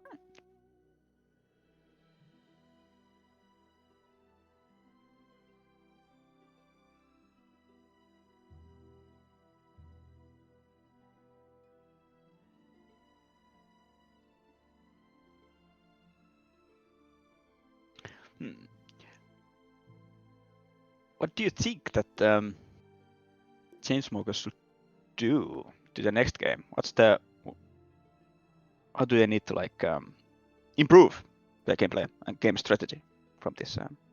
I think it comes down to if they want a draft which is about team fighting, or they're looking to pick off fights, they need to bring the 5 heroes in much quicker. So that's what the We Mine Up Hill did seem to do better, in my opinion. They were all 5-man. But let's take this game. Chainsmokers weren't that keen necessarily on going for 5-man kills, 5-man team fights. If they wanted to split push, I would have liked to see some Boots of Travel. You can pick it up on Axe. You can even pick it up on another hero like Underlord. Didn't have to go Guardian Greaves. Split push a bit. Make the We Mine Up Hill that strong 5-man team. Make them split up all over the map and then pick them off with Ricky and Axe, rather than just fighting them head on and not quite winning. That would be my opinion. But it's quite difficult to look at a draft and immediately realize, oh right, should we be looking to take fights? Should we be looking to split push? Should we get travels? It's experience and hindsight about when to do that. Yeah. Like from my experience, I think you always need like at least one guy to push out the waves, and that guy to join in the fights, like the last guy. Somebody who can like have high mobility or likes to buy Boots of Travel. That's why I think like lots of mid players, I mean mid heroes that usually don't have mobility, go like Boots of Travel because of that reason. So they can like push out the waves, and then when your team takes a fight somewhere else, you can just join them with the Boost of Travel. Yes, yeah, that's why I like the that sort of play style, especially if you're starting to lose, get that split pushing and then turn up with the travels. Yeah, travels is in a really strong place at the moment because it always had that ability of letting you TP to minions and not using up TP scrolls, but now it has a 40-second TP cooldown, whereas normal it's 70, so you can be around the map way more often with the Boots of Travel, and TP is more expensive than it used to be. I think it's 100 gold now, whereas it was 50. So I think Travels is a very, very strong item in the current meta. Yeah. I like one per team They've nerfed usually. Travels like multiple times. Yes. But it's still good, I think. It's just... Yeah, they took some move speed off it in the last patch. I think 10 move speed, or maybe even 20 went off the Travels, but yeah, it's still a fantastic item. Yeah. Just waiting for the teams to load in now. We've got half of them here. We've got 5 heroes, 5 players. As we go into the last game of the evening. I know I'm obviously UK time, so I'm 1 hour behind most of you other Europeans. So I think it's 10 o'clock for me, 11 o'clock for most of you. Hopefully we'll be finishing a little bit before midnight, but we'll have to see. We'll see. I think all the players are here now. They just need to take their seats. And then we can begin with the final match. Exactly. I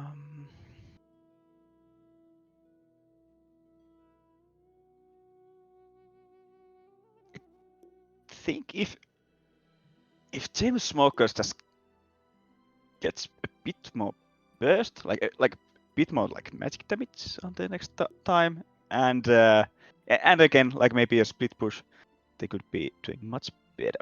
Yeah, Second I game. was a bit confused about Underlord, Axe, and Ricky, because you had Underlord and Axe, and I don't feel like the Underlord really fit into their draft. If they instead had Axe as the offlane, Ricky as the core, and then a mid who's aggressive, doing high damage, I think they would have had a much stronger lineup. So they're just waiting for Yoshi to take a quick bathroom break, and then we should be beginning. All right. Have you got your camera at the ready? Yep. Cool. I just the warning is it drains battery incredibly quickly when you use your phone as a camera, so we recommend charging it in between. Yeah, I took your advice, and it's good. fine right now. That's good. Yeah. I've sadly been using my phone as a webcam before, so. I mean, it works. It's fine if you can position it somewhere. Then it's definitely good. Yeah. People have enjoyed in the chat looking at your ceiling. Thank you. Yep. Yeah, right now the lighting in my room is not that good, so you have to excuse me for that one. But it's absolutely fine. Okay, and we're here, ready to go for the last game of the evening. I don't know if anyone's been on the stream the entire time, but I think we've been live since 7 o'clock CEST, and we're now at 11 o'clock, so it's 4 hours later. So I don't know if anyone's stuck around for the full 5 hours, but if you have, hats off to you. You can do the same thing tomorrow as well. We're also casting from 9:30, and I can't remember the casting duo for the morning. Is it the same as it was today? I'm not saying morning, it's still evening, of course. But yeah. Morning for gamers. Yeah, true, true. Depending when you wake up. Yes, the same pair. Nice. So Megu and Veldy for the first series of games, then us for the second series. Exactly. And what games do we have tomorrow, by the way? So we're going to see same teams, but in a different order. Evil Empire versus We Mine Uphill, and then Chainsmokers versus Till I Respawn. So we will be seeing Chainsmokers. We'll be casting Chainsmokers twice. So we will, yes. We get to see them twice. And you get to see them 3 times because you're casting them on Saturday as well. Oh, yeah. All so right. you'll know a lot about you'll know a lot about them. I mean, that's good for me. That's true. Some insights. Is it just the 4 teams on EU, or there? I think so. Okay, yeah. Obviously, this is just like a week-long small summer cup, but I think it's nice to have little tournaments like this. Good chance for these. Yeah. I find, obviously, I don't do the lobbies anymore like I used to, but as far as I know, are they still all pick, or do you do a captain's mode in this normal sort of student lobbies? Ranked all pick. Okay, so which is what ranked is usually like if you're playing, Dota by yourself, but you don't get a lot of opportunities to do captain's mode unless you actually play Battle Cup.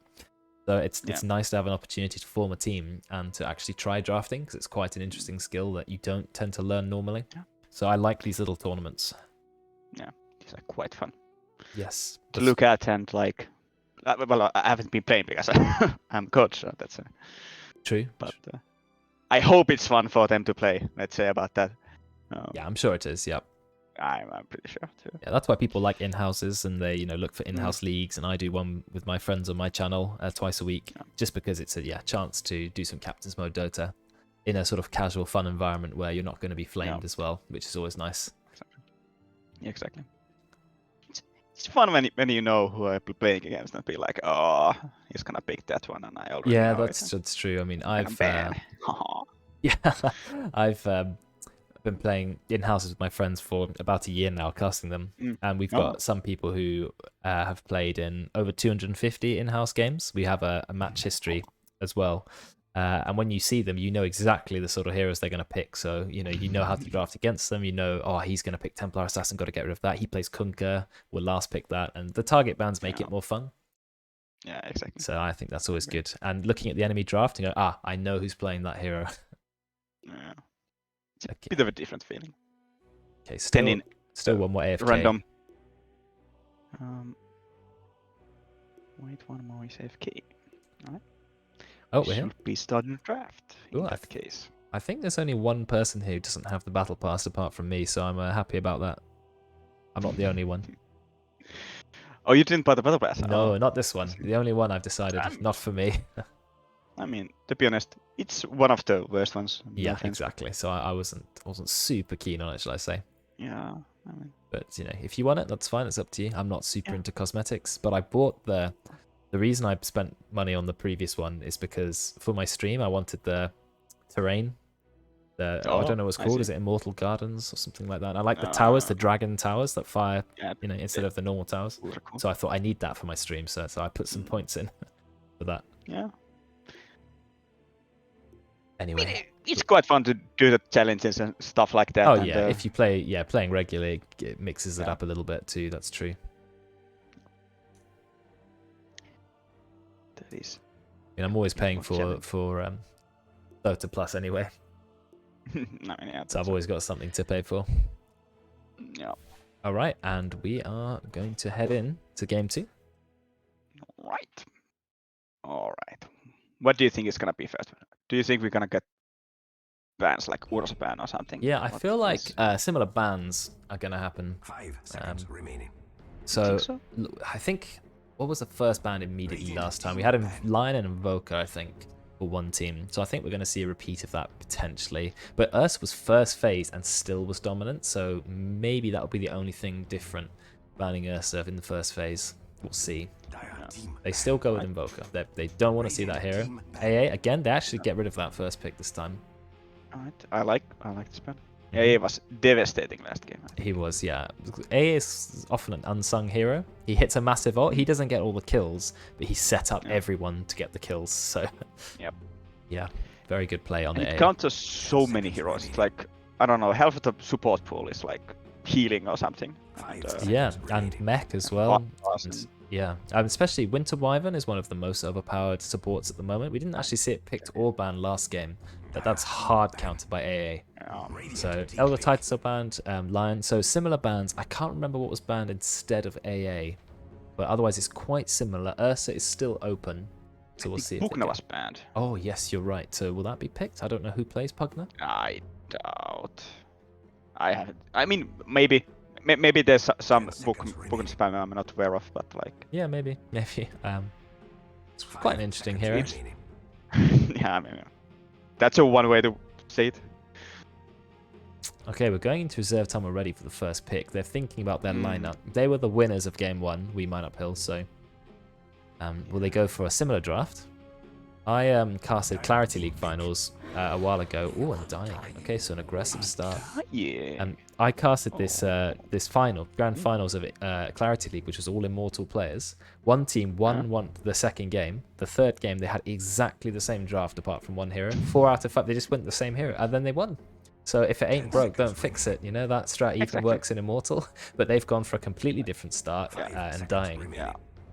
I think also, like, especially if it's a really new team, you know only one strat, and you usually use it. Especially higher levels when you're like, okay, we need to like be really good at one strat, and that's all we have. Like if you're a pro team, you have time to experiment with multiple strats, but if you don't, then you just do the one and you know how it works from inside out. Pro teams are playing, you know, 8 hours a day. They're going to be playing continually, professionally.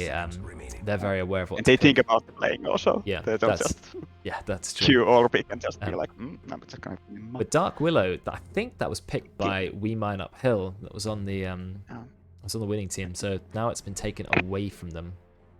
Yeah. I like Willow a lot. Okay, they've also stolen the Dragon Knight. They're saying, right, we've got a new strat, guys. We're going to take your draft. We're going to play it ourselves, which maybe is going to work. I'm expecting Ursa to come out, followed by... you can't pick AA, you have banned it. They go Phantom Lancer very early with the core. They like phase 1 core, they like, which is interesting. Yeah, and they are all cores that can be countered, but last time they tried to counter Ursa and it didn't work, to be honest, so... it didn't. Right. So start with the PL. I mean, PL Undying has one interesting synergy. If you create lots of Phantom Lancers with Juxtapose, Undying gets a guaranteed big soul rip. That is true. That is true. Can work, yeah, or big damage or big healing. I like Undying as a hero. I'm a big fan of it. It requires someone to be very, very aggressive, and then in the mid-late game, really important tombstone placement. So we'll see how that works. I think that is the problem with Undying. He kind of falls off. It's really hard, and he has no like wave clear. And even as a support, wave clear is really good. Absolutely zero wave clear on that hero. The only way you can clear wave is to drop the whole tombstone in it, and then obviously that's a 1 minute cooldown. So yeah. Not good. Also, the tombstone feeds about 200 gold if you let it die. That's almost a hero kill in the early game. You've got to be so careful with that. Anyway, we will see.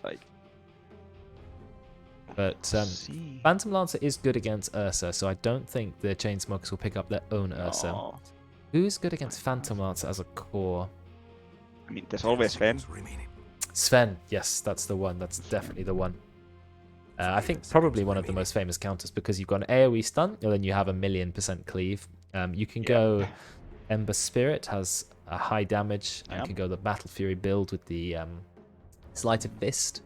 People with really easy wave clear. Medusa can do okay, can fire back the snake with the Ag Shard on the lance, and then can easily clear the illusions with split shot. But then Phantom Lancer can burn the mana quite quickly. And also, like, Is it level 25 or what? When like your split uses modifiers, so you can Yeah, get the Maelstrom. 25. Yeah, and that's then- true. And then yeah. just shock them all to death. Yeah, Phantom Lancer is an annoying hero, but he struggles to man up to really strong heroes in the early game. He needs quite a lot of items to get going, and can easily be, just cleaved down. So let's see. Also, like the thing also, if you're a really good PL player, it's really annoying playing against a really good PL player. If you like manage your illusions correctly, like you micro the big what's it called? When you double gang the strong 10 seconds remaining. You've got illusion. Yes, you've got the illusion with 100% health, isn't it? So Yeah. It's hard to kill that one, and you can easily set up a control group so that when you use doppelganger, you immediately select the strong illusion and just send it away, and then they'll hit it and go, oh, it's taking no damage, that must be the real one, and then it's not even you. So there's a lot of duke opportunity, if you set up the control groups. So obviously needs a PL player who's a little bit experienced, but if you have one, it's excellent. Yeah, is correct. So all right, what do they ban? Okay, so they banned Sand King. All right, good ban in my opinion. Cons was doing work on it, although few questionable plays, but still, I think. Yeah, overall good Sanking play, definitely. He did well in the lane, got quite a few kills on Shev's axe. So there's the Winter Wyvern ban. Okay, so they're trying to ban counters to Phantom Lancer specifically. Leshrac is a famous one, massive AoE magic damage. Winter Wyvern, ult the real Phantom Lancer, his own illusions murder him. So there's all the common options banned. Pretty much. Now is the question, do they actually pick the Sven? Because I think I haven't seen that much Sven though. At all, actually. There was Sven was played in one of the games earlier today. In the games before ours, there was a Sven, and it went huge. I think I can't remember if it won the game or not. I was too busy setting up my own stream, but I don't know if anyone in chat can remind me. Did the Sven win the game, or was it a loss? But I think he was quite high up the net worth tree, and Sven is a good hero at the moment because he has built-in cleave, and anyone who can farm early game without items, fantastic. That is true. So Echo Saber got buffed lots of patches in a row. It's now a much stronger item than it used to be. Tons of mana regen, high damage. Grimstroke, okay. Oh, I actually like. If he gets Axe and gets the real PL, then it's gonna be a real trouble. That's true. That's true.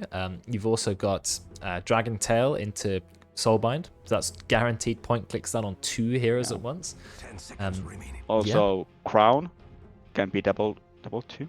Yes, that's true. 2 Cursed Crowns. If you ink Soul the Dark Widow and she goes in with Bedlam Shadow Realm, it's going to be very hard to stop her, and that's quite scary to deal with. So, I actually like this Grimstroke. They're very a lot of bigging up the Grimstroke pick in the chat. Apparently, Yoshi Grimstroke is back. Apparently, so nice. We're gonna find out. Good. And also, Sven. one of First Rampage in the tournament. Oh, there we go. That was on the Sven. Yes, I just caught that Rampage. Actually, didn't realize it was on the Sven. Pudge and then OD. Wow. Pudge is OD. Okay. The big Pudge and OD instantly counters. Pudge and Techies. We're channeling the spirit of Herald rank games in here. This is an interesting set of picks. Pudge Techies is the combo, right? It's the famous combo. You create a stack of mines, you hook someone in, you one-shot someone, bam, anyone's going to die, even a tanky Dragon Knight.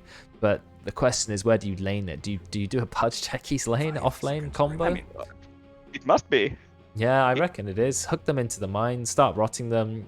I think one landmine is 300 magic damage at level 1, so... Yeah, sure. I mean, that's the play, right? I think this is position 3 Pudge, position 4 Techies, and they're just gonna do the good old Pudge Techies lane. Dual mid lane? I hope not. That doesn't sound good. No, the mid on off lane. So someone said it in the chat, and I thought I'm not entirely sure about dual mid Pudge Techies, but I agree. Off lane can work. Yeah.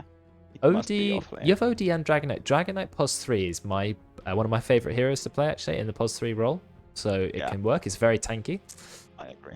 Can be slapped a bit in the early game by Undying, but when he gets a few levels of Dragon's Blood, he will be okay. Yeah. So we'll see. And OD Grimstroke has a bit of... You got to be careful with the synergy, because you can put 2 heroes in imprisonment at once, but maybe you want that for more mana steal, so, could work. Yeah, Good Yeah. work. That is Dire team good men. point. Really, yeah. I don't think you wanna, even if you wanna steal a bit more, unless you're like getting out. But like, I think you kind of wanna save actually it for Butch, Hook. When he goes eating, you can either astral the dude who's getting eaten or the Butch himself, 10 seconds and remaining. that's a thing. It's the, think it's the what- Chainsmokers on the right, so they're the Dire team. They have the better draft? Well, it depends on what We Mine Uphill can do with Pudge Techies, really. That's what we're about to Yeah. find out. Their draft is a bit more gimmicky on the Radiant. So, Agreed. yeah, I mean, they don't have the same team fight with Techies. He's not really a team fight hero. He can do that big silence, but more it's you hope they come into you and then you kill them. So, Yeah. I think how you play with techies is you need to play with like where he put his mines. Like if you're not playing on that side of the map where techies has mines, then you're literally playing without techies at all. So you need to play kind of his game all the game. That's kind of like 10 the seconds I remaining. agree. I think the problem a lot of games do in unranked is Techies is on one side of the map, your team's on the other, and you're playing two separate games. But if the Techies mines Exactly. around, like you said, where your team are, then that's the perfect use of Techies, because they are going to run into your mines then, rather than putting a random stack in the corner and hoping the enemy one day walk over it, which is obviously not going to happen. Anyway, last picks though are interesting, because if we're assuming Pudge Techies are off-lane duo, we're still waiting for a mid-hero that has to lane against Outworld Devourer, or Destroyer now, sorry, they keep changing his name. 10 seconds left, who do you play against an OD? that's a good point. I don't even know what to play against OD. OD is strong. OD is very OD big strong. boy. Dire team Yeah. pick. Viper is an option. There Okay. you go, Death Prophet, Oh, okay. Gives him some push. Yeah.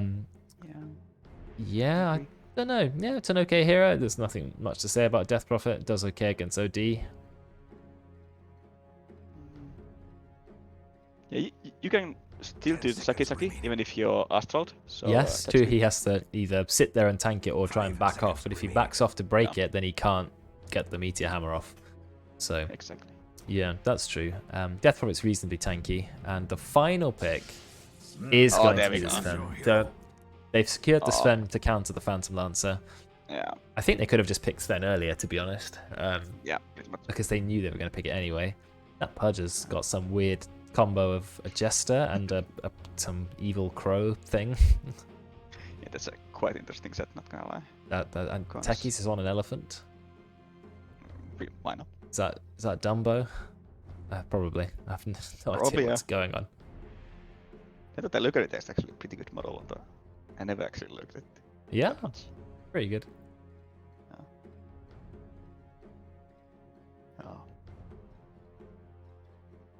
Yeah, but I think I really like the Chainsmokers draft much more. Like they actually like a Sven into Creamstroke when he ults. He has Oh double yes, stun double again. stun. True, double stun, double Dragon Knight stun, double crown. You've got a lot of Yep. doubles, a lot of crowd control. Yeah, I like it. I think we might Exactly. uphill has You a can gimmick. Inkswell though. the Sven too, Yes, which is you really can. good. Yeah. And if you get the shard, it's just insane. You can just like if Butch hooks and you Inkswell him, then it's a dispel on the end. Yes, and a big So you heal, will get- and it does a lot of Yeah. damage. I agree. Yeah, I'm a big fan. Well, Chainsmokers, they lost game 1, so they're looking to win game 2. We might uphill having a bit of fun running in the Pudge Techies, but is it going to be effective? GG Dire win is what someone said in chat, but I don't want to count Radiant out yet.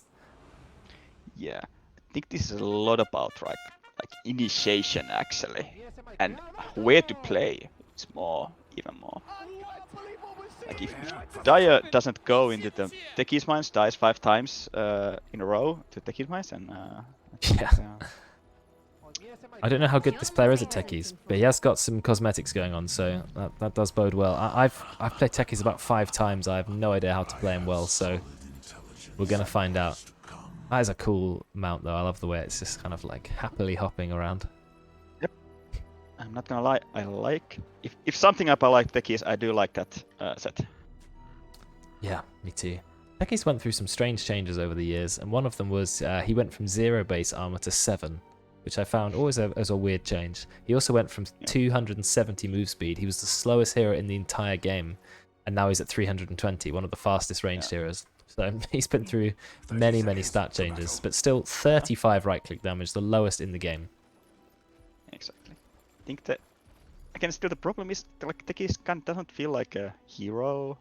It's kind of like literally a different playstyle that not any other hero has in the game. Yeah, It's- true. Not the same at all. Our Yeah, proximity mine it's- is only 200 damage at level 1. Not 400, not 300, I was slightly off.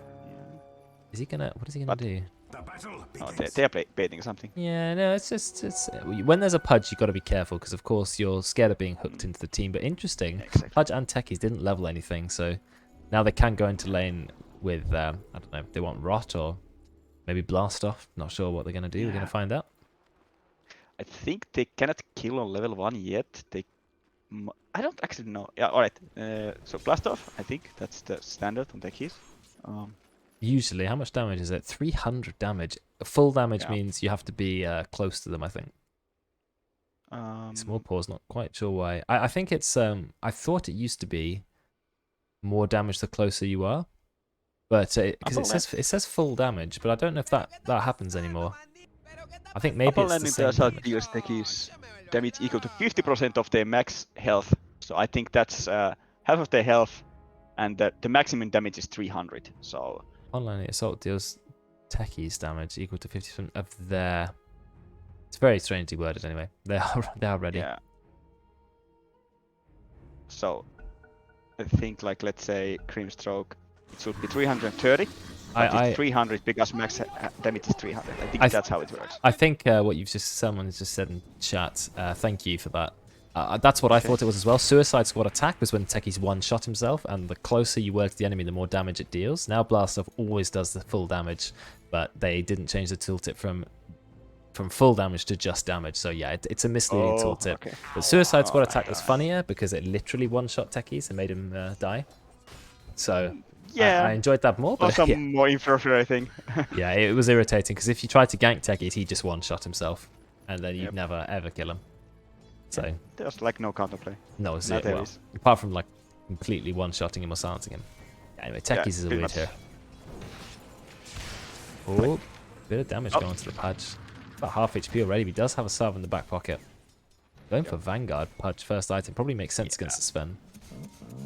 I like one of the like love bombers I could write is probably the Vanguard actually on like right now. It's really good. It's so amazing. I think. Yes, against everything. It's 64 block, it gives health regen, it gives a bit of a fight going on top of him. We've got the Suicide Squad attack, that's going to be the first part. The Inkswell, it goes off, but the Rot is going to secure the kill, but Sven gets one kill, it dies to the creeps. So it's a shared bounty. But the main thing is Shev got the kill on the POS 3. So Pudge got first blood, but he's dead.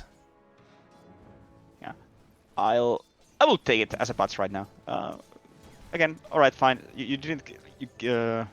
Sven survived, but you get the first blood. That's at least something. And now you're full HP on the Pudge. I know Sven has just hit level 3 though, so Shev not doing too badly.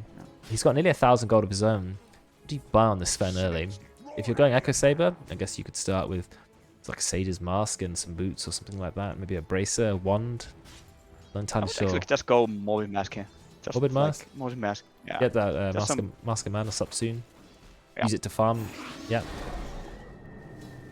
Sounds pretty hot. You can later like take it from when you wanna build your what's the other? Satanic. Yeah, Satanic. And the other part goes to the I forgot the name.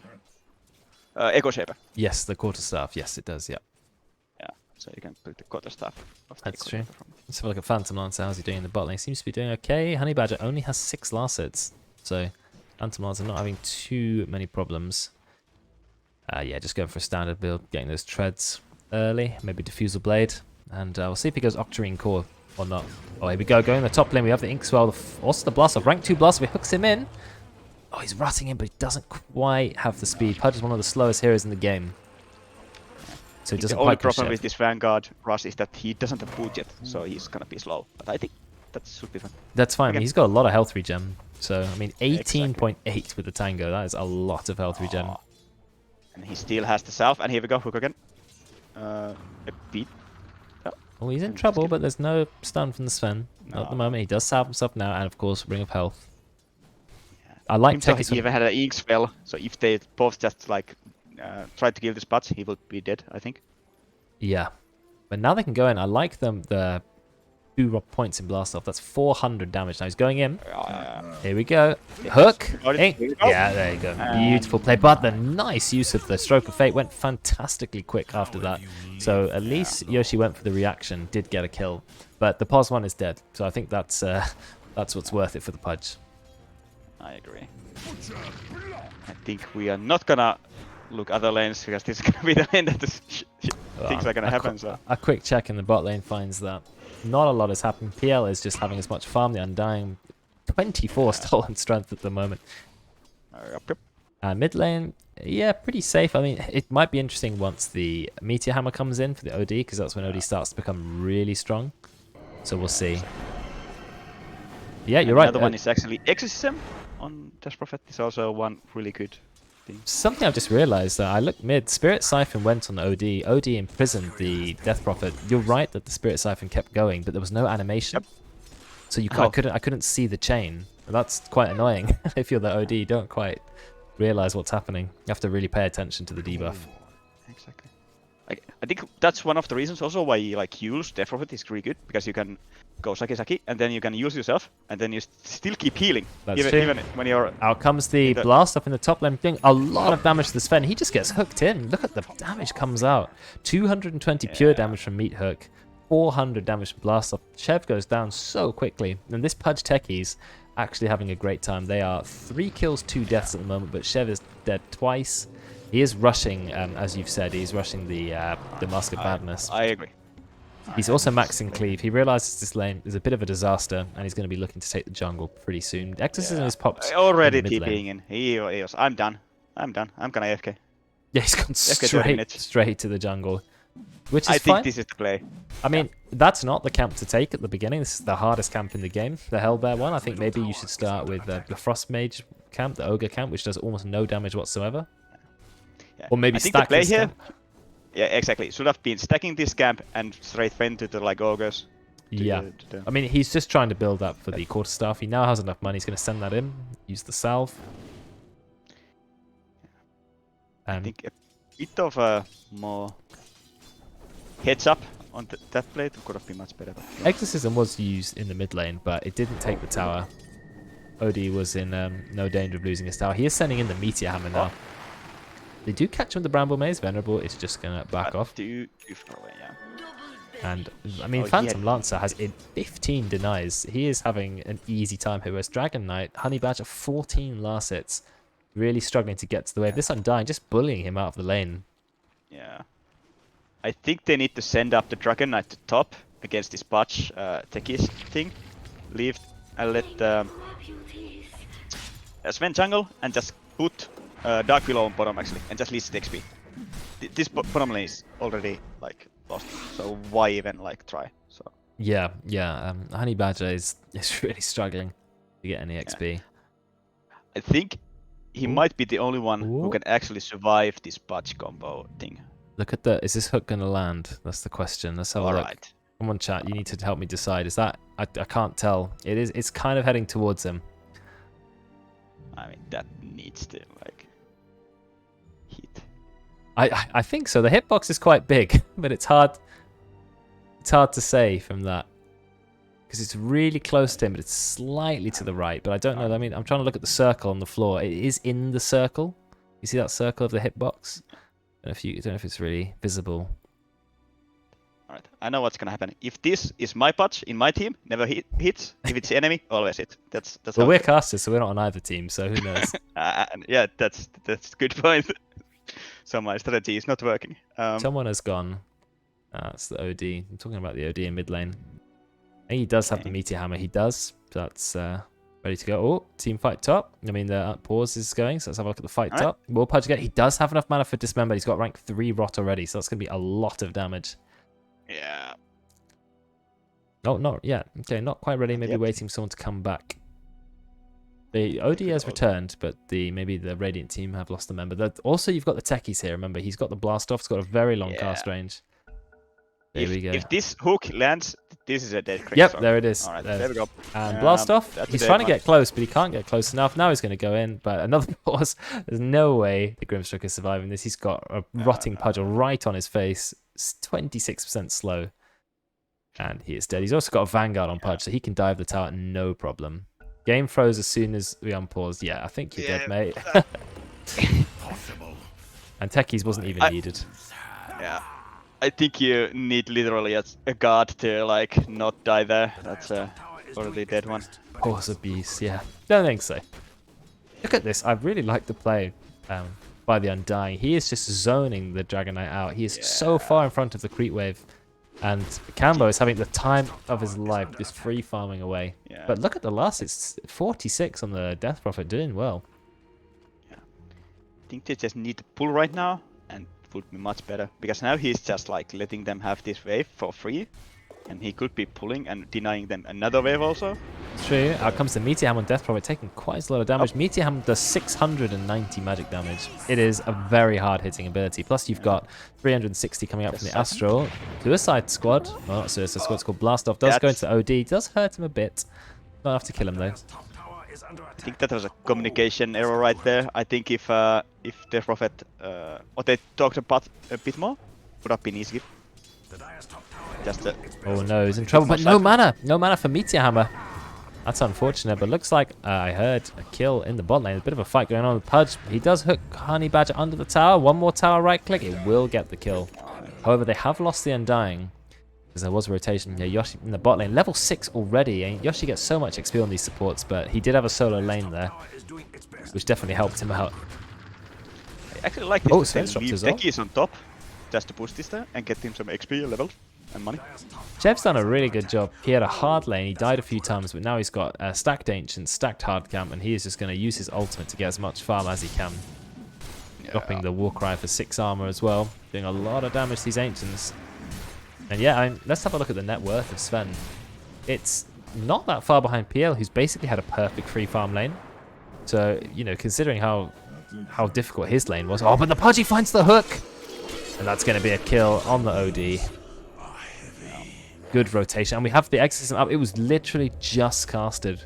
So I think you can say goodbye to your tier 1 mid. Yeah, that's a cover. Bye-bye. I mean, it should be. But Pudge with the top net worth at the moment. He's gone for the same build as last time. Hood of Defiance and Vanguard. He doesn't even have boots yet. He is the slowest Pudge ever. Doesn't have Blink, doesn't have Ether Lens, but doesn't care. Still walks up and gets hooks. Yeah, And is just tanking himself up. I think this is the build as any offlaner for right now. Expect like any strength melee offlaner. He fires the hook. He doesn't get it. He's in a bit of trouble. But they've got the Tombstone. Tombstone's rank 3 already. Garrett, you got to be careful because you know you might die to the Tombstone. Oh, nice! Out comes the blast off. Gets a nice silence on the Sven. They don't even get the kill. No kills on Dad. But look at the Tombstone zombies. Look how many of them there are. They're slowly they're just waiting. They're waiting for the imprisonment to go. They're clawing at Woody. Woody's in a lot of trouble, but they, of course, die in one hit. And mid tower has gone down. Remember, Techie's proximity mines do a lot of damage to towers. Even rank 2 does 100 building damage. They finally sent Honey Patch at top, by the way. A bit too late, in my opinion, but at least they do it. Yeah, he's got level 6. Also, and also, they're getting level 6 on Willow, too. He just bought the 2. Oh, the hook misses Honey Badger. So Honey Badger is just going to walk away. The Pudge is too slow. Boots Blink, definitely the right 2 items to come next. Yeah. Techies is mining up the this rune spot, and I'm just looking at Dire Vision. Dire have no idea. So if they walk into this, I mean, how many mines are in there at the moment? I can't really see. There's about 3 remote mines, proximity 1 in there as well. There's now 4 remote mines. Anyone who walks in there is definitely going down. Yeah, exactly. And another tower. I mean, we mine uphill also with the start this game, and their PL is top net worth, which is exactly where we want PL to be. Nearly Diffusal Blade. That's going to be 3 minutes faster. Oh, the hook! The hook hooks a Tombstone zombie. That is really unfortunate, but they're still going to go into the OD, and they are not killing this Tombstone anytime soon. He's just going to sit there and channel the Meteor Hammer, but the Hood of Defiance is popped, so Pudge really is not taking damage. Honey Badger completely surrounded, and it is going to go down as well as the tower. Great Tombstone placement. They immediately smoked, but I think they smoked in vision. So I think and also immediately smoke popped on the patch. Willow was so close. Well, Pudge can finally afford boots, and gonna make him a bit faster. Bottom tower is under attack. Run, little bottom tower. I mean, but Run. I think even without boots, he's doing his job. He's just being the guy in front of you, and you don't want to deal with Pudge. I mean, they are trying to deal with Pudge, but they can't because No, they can't he has kill him. Hood of Defiance Vanguard. They just can't true. kill him. That's true. He went Even very if- tanky. They can't kill him. Yeah. I I actually like this a lot. He's been in 8 kills. So as soon as he puts a point in Flesh Heap, he is going to get a lot of stacks. Immediately 8 That stacks, is which true. is 12% magic resistance, and then a big chunk, 12 strength straight away. But he did go for 4 armor instead, because obviously Pudge doesn't have a lot of armor. Wants to armor up a little bit, maybe against the Sven in the late game. I think this is a good idea. Again, I think you just want to be in front of and like creating as much chaos as you can. And as a bot, you can usually do it because like you don't want to get hooked, so you need to like think about it, and it gives space for the True. rest of your team to do things. Oh yeah, I forgot. I've always used the Juggernaut announcer because it's the least like it's a really quiet announcer that's not over the top. Oh, nearly a solo kill onto the Dark Willow. Fantastic play by Techies, but not quite enough. But they've got Exorcism up. They might be going for mid. They immediately drop behind the tower on Chainsmokers and they smoke. I like it. Let's see how they're going to go on the Pudge. But the Pudge is not the hero you want to go on. He is so tanky. You start with the Imprisonment. You're going into Meteor Hammer. But this is the tankiest hero in existence. But if you pop everything on him, you will still kill him. Yes, they do kill the Pudge, but now you've got a Death Poet running in, but she does walk into the Bramble Maze, but it is only rank 1 Brambles. Do you still have Dragon Form? Alright, popped. They're popping, but I think the Radiant may still win this fight because they've got the Undying nearby. You've got the Grimstroke ulti, but it goes into an illusion. They burst the illusion, but now here comes Chev. He's dropped his ult. He's going to do a lot of damage. Out comes the Tombstone. Using your ult to hit the Tombstone, Chev, he's in a lot of trouble now. He's being slowed to death. It's the Tombstone placement. No one is killing the Tombstone. Honey Badger, he's going to go down next. This is what we Mine Uphill are so good at doing. They bring all their heroes to every fight when they need it, even the core. And he's got the Diffusal Blade, so he is really strong at the moment. That is true. Like Yoshi, he's Again, losing a lot of mana. We saw like how much like resources they need to use to kill this Pudge. Alright, they killed the Pudge, and they lose because they like use everything on it. Yeah, I mean, and you're just killing a Pudge at the end of the day, but you lose your Sven, you lose your Dragon Knight. It's not worthwhile trade. And you had to. He didn't use Glyph actually. No Glyph was used. Yeah. I think after the Pudge kill, if they went immediately back, would have been much better. To be like, okay, we use everything. They popped yes. ultimate, just run away. Yeah, I think like one of the best cases, or like the one of the things what you want to do against Death Prophet especially, is just run away. Yes, that's true. I think they should, once they dropped everything, then they should have backed off. I either kill him immediately or run away. Yeah, they didn't drop the OD ults. They're still holding on to that. It does a lot of damage if you've stolen a little bit of intelligence. He's going bot lane with the Smoke of Deceit, but Pudge is going to TP mid, so they're not going to find him. Yoshi is running around in the mid lane. She's got nearly a Glimmer Cape. Still a fair bit to go, actually. Glimmer Cape, well, it's about 800 gold. That is going to be a helpful item. Oh, they see Pudge. They're starting the combo, but he's got a lot of magic. Just good time Meteor Hammer. Fair bit of damage going on to the Pudge. Is it enough to get him killed? Yes, because you got the pure damage eating through his health very quickly, but there comes the heal. They drop the hammer. It doesn't kill him because it's magic damage. He's actually going to survive at about 40 HP. Outward Devourer, Outward Destroyer is going down. Nice stun comes out from Sven. It's going to be a defensive play. Again, they dropped so much on the Pudge, but they just could not kill him. He actually ults a creep to heal himself up. Yeah, there you go. It's so hard to kill this hero. The pure damage coming out from OD is good, but the ultimate, which is magic damage, it just doesn't do enough. You steal basically no mana from Pudge because he's got one of the lowest int gains ever. Yeah, that is true. And Honey Badger will escape. Don't have any means. The hook, just hook the techies. Yeah, it happens. Not much you can do about it. PL is cutting the wave. Good knowledge of when the wave spawns. And I think they're going to be looking to take this tier 2 tower. They now have rank 2 Exorcism. This is really important because have a look at Exorcism. It actually doubles in damage from rank 1 to rank 2, which is incredible scale.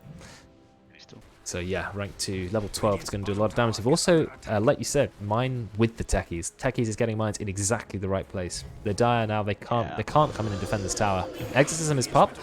They're actually looking to dive. Tombstone is just ready now. They're going to drop it behind the tower.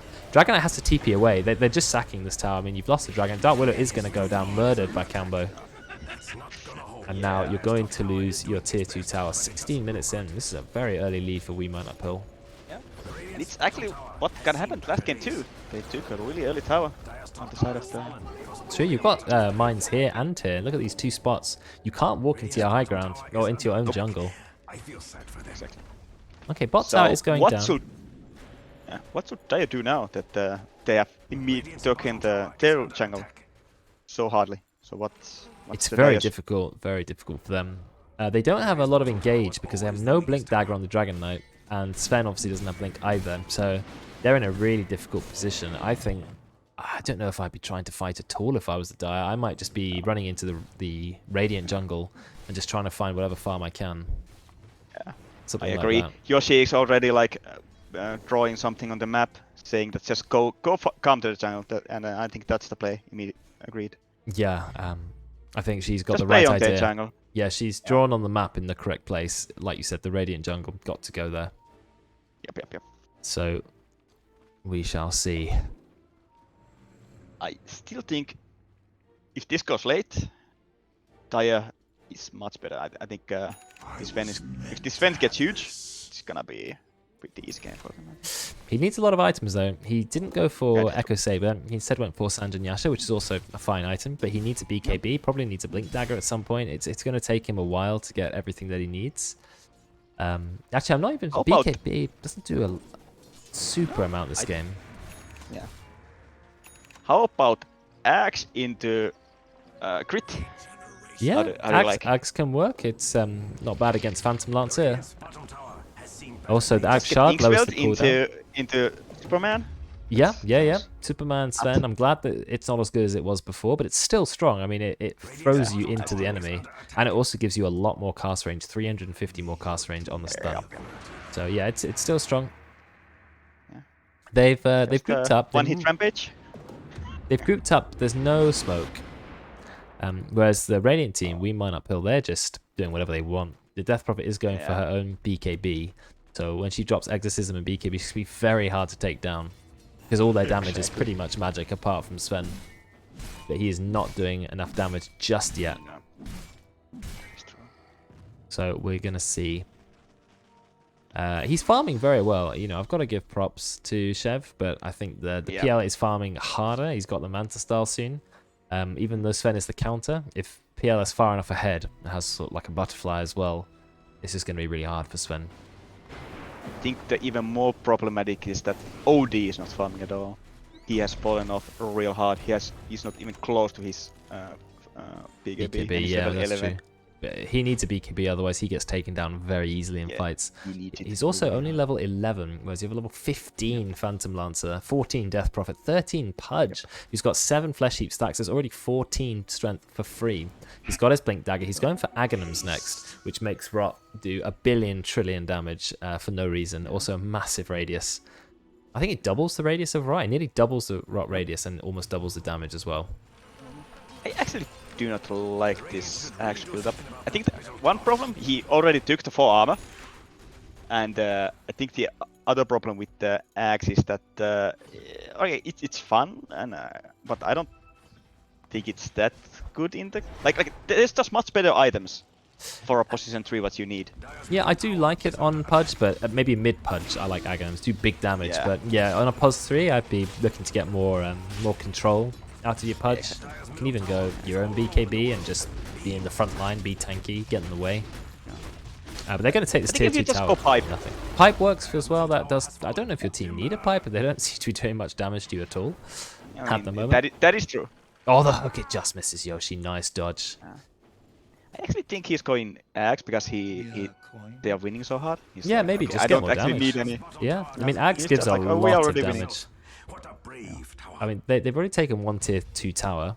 Look how many mines are in the jungle. Look, it's just like green dots all over the place. They cannot go into their own jungle. They've got 1 camp available, and they're going to have to go into their triangle. Even the triangle is going to start to get mined soon. Oh, Yoshi. Actually, the hook missed again. fine. Yoshi's just dodging those hooks like the Matrix. Yep. We have Axe Shard on the PL. No, he's going to build it now. Okay. Radiant's top tower is under attack. Are there general Top principles 3, around I tier guess. climbing? No, it's just usually is a discussion around the player's performance over a set number of games. How can you make a true set if you don't have access to comms? Yeah, that's a good point. Get someone to record the comms next time. Alright, get on it. Roche is going down easy peasy. Yeah.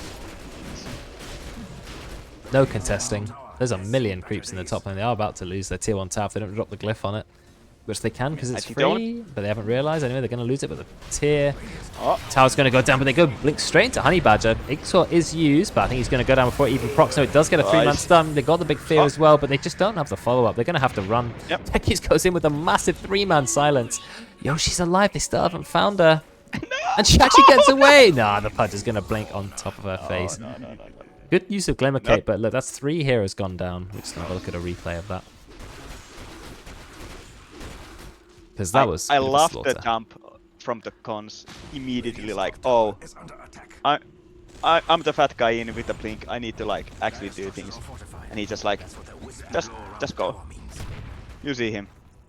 You don't need any fancy stuff. Just he just blinks straight into the Dragon Knight, and they burst him first, and that's supposed to be your tankiest hero. Great crowd control coming out from the Dire, but the Chainsmokers, they just can't go in after that. And then a fantastic position from the Techies, which secures another kill. And Yoshi nearly gets away, but not quite. And as you can see, the Dire are all up now. They have held off their tier 3 tower for now, but they did use the glyph for it. Yeah. And now the Radiant are just back to farming. 9,000 gold lead already. It's looking even harder than last game, even though the Sven, he's farming quite well. Yeah. Sven needs to carry real hard this game. He needs BKB, but even if after BKB he needs at least a 1 damage item. I think this is not a good smoke. He needs BKB on this Sven before he can like actually do things. 700 gold for the BKB. Maybe he could just keep farming. I don't think he wants to be fighting, but they're going to try. There's a Pudge in the bot lane. Pudge is alone. Yeah, they can definitely kill him. He's playing very careful. Yeah. I'm just going to have a look at what vision he has. He knows what's up. He had no vision, but he's just playing it safe because he knows the rest of his team on the other side of the map, which I think is clever play by him. Yeah. And he also doesn't see anyone on the map, so that's also a thing. What he was like, okay, I don't see anyone. I'm alone, and I'm really like in a vulnerable spot. So why should I like take it risky? Just gonna get out. Push out the left, get out. Really good plays from comms. Again. Yeah. Zana, I just realized there's a Pudge this game, but yeah, the Pudge has gone 6-2-5. Actually had a fantastically good game so far. So Pudge is a hero I like Boots to travel on. He's a very, very slow hero. But maybe he doesn't really need it this game. They're just going straight in for the push. You've got Haste Rune, Bottle on the Death Prophet. Exorcism is up. Yeah, and a team with Techies Pudge are actually winning. They're doing a very good job as Techies is 3-1-4. He's got Agnums already. Agnums gives more damage to the mines, or more damage to everything. Cast range on proximity mines. But they're bursting the Death Prophet. They're going in hard. Death Prophet does have BKB. Annuals is enough. She's going to survive. Massive heal comes out from the Undying. And he's got the tombstone up in a fantastic location. Already Honey Badger dead. And they're going to get a kill on Woody as well. There's a buyback from Honey Badger, but I think it's a little bit too late. Yoshi goes down, and OD doesn't have TP, so is just going to sit in the trees and wait to die. And buyback from him too. 3 buybacks being thrown. But they're still losing their tower. Tombstone's still up in the corner, and you've got Aegis on the Phantom Lancer.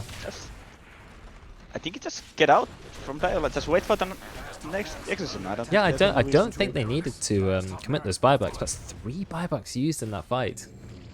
Yeah. I just get out, wait for another exorcism, and go mid again. The power of that soul rip on the Death Prophet was like 450 heal, and then Death Prophet vulnerable just went straight into ult BKB, no danger of dying, and of course gets healed to full in the end. They also have mech on the Undying too, so those 2 combo. Now he's got the full Guardian Greaves. No, a little bit off Guardian Greaves. I think he should go Holy Locket next. Yeah, I actually think you should have went immediately to Holy Locket. I think it's one of the better support items if you have any heal. Yeah, I agree at the moment. Yeah, I think especially they've got no anti-heal on the enemy team at all. Yep. So just mana put into Holy Locket into whatever you want. And the Phantom Lance is going hard, so he wants to tank up. He doesn't want to be burst by the Sven, and it's going to be very hard for him to die with a heart this early on. Yeah. Look at the net worth on the Dire. They've got the bottom 3 slots. In fact, Honey Badger is even poorer than the POS 5 Undying. Oof. It's not a good place. Him OD, not much better. Actually below the Techies. It's POS 4. So it's all on this one. Bit of a fight going on here. Would he? Level 9 against a level 18 Phantom Lancer. Very low level. I'm trying to work out exactly what Techie's Axe does. It actually adds cast range to the proximity mine, the stasis trap as well, which is interesting. I think the question is, what does it do? It does everything. Buffs everything, yeah, and it gives you minefield sign, and it buffs remote mines damage. Well, it's a pretty good item then. I've never seen an Axe which buffs literally everything. I guess Skyrath's Axe doesn't buff blast off. Oh, that's sad. Maybe That's literally the only one. well, his Axe Shard covers that, and he's got that too, so... I mean, yeah, okay, fine. No, so he's got everything buffed by something. Enchanted Quiver, not really a Sven item. Oh, there's mines here? No, not enough. Yoshi's going to be okay. They've taken the last set of towers now. So all tier 1 and tier 2 towers down. Exorcism not quite rank 3. It'd be great if it was, but you've still got 8-second BKB. Are they going to drop the Exorcism and start going high ground? I think they should. Yeah, get the Exorcism up early, because the spirits, they don't come out instantly. They take time to come out of you. Yeah, too late now. There you go. She just runs straight in, but they've got no... There are no creeps anymore. Yeah, that's yeah, unfortunate timing. Yeah. Yep. But went immediately when the creeps were going in, and now it's kind of like, yeah, he knows he's kind of fucked up right well, now. he's going to have level 18 for the next engage, and that's another 8 spirits, which is really strong. Going to go for Shiva's Guard. Nearly got Shiva's as well. Spider Legs, that's going to be good for Death Prophet. She wants to run even faster. Yeah. I think, like, Radiant is not in a hurry.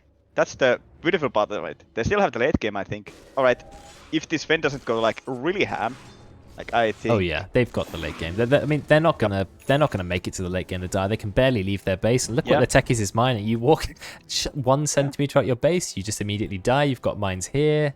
They're now moving into your main jungle. They've just mined up everything. You can barely walk anywhere. And Sven realizes this is one of the reasons why people don't like playing as techies. It's kind of like, well, if you want to take an area, you need to be as 5, but like 10 sentries and... yeah, well, Techies is doing his job really, really well. They're on the winning team, and he is keeping them ahead. He needs to buy some clarities, because he's absolutely no mana whatsoever. And he needs some mana regen as well. This poor dude, completely out of mana. Yeah. Soul Ring is not enough as Techies. You need also... No, you need everything. Everything that gives mana, you need it. I mean, all of his spells are so expensive, and they have such low cooldowns. I would have meant like maybe like Soul Ring mana puts even or something. Yeah. I don't play Techies, so I don't know. I think Yule's is pretty good because like it's very high mana regen. Or just send clarities. You have a constant stream of clarities. There was a pro who played Techies in a game once, and he bought something like 40 clarities, which is almost a whole item, but you've just got to keep them on. Exactly.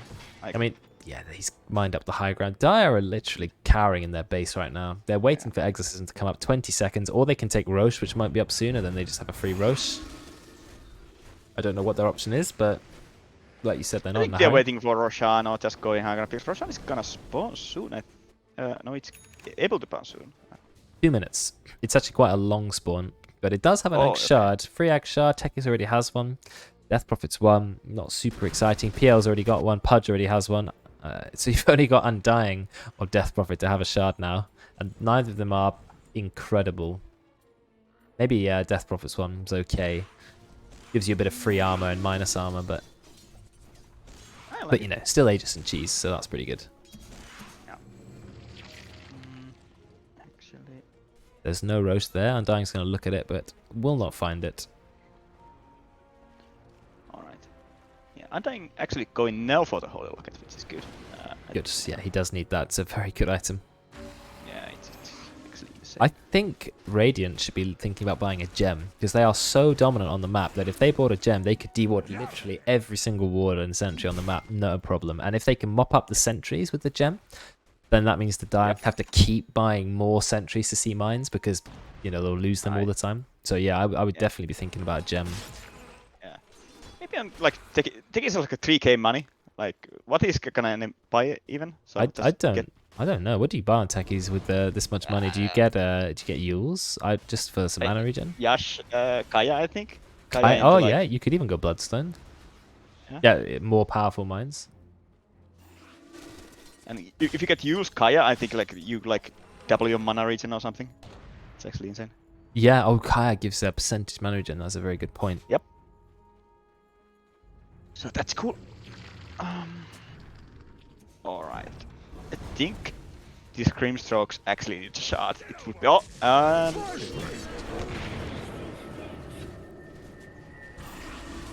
Oh no, Chevy's not in a good position. They dropped the tombstone.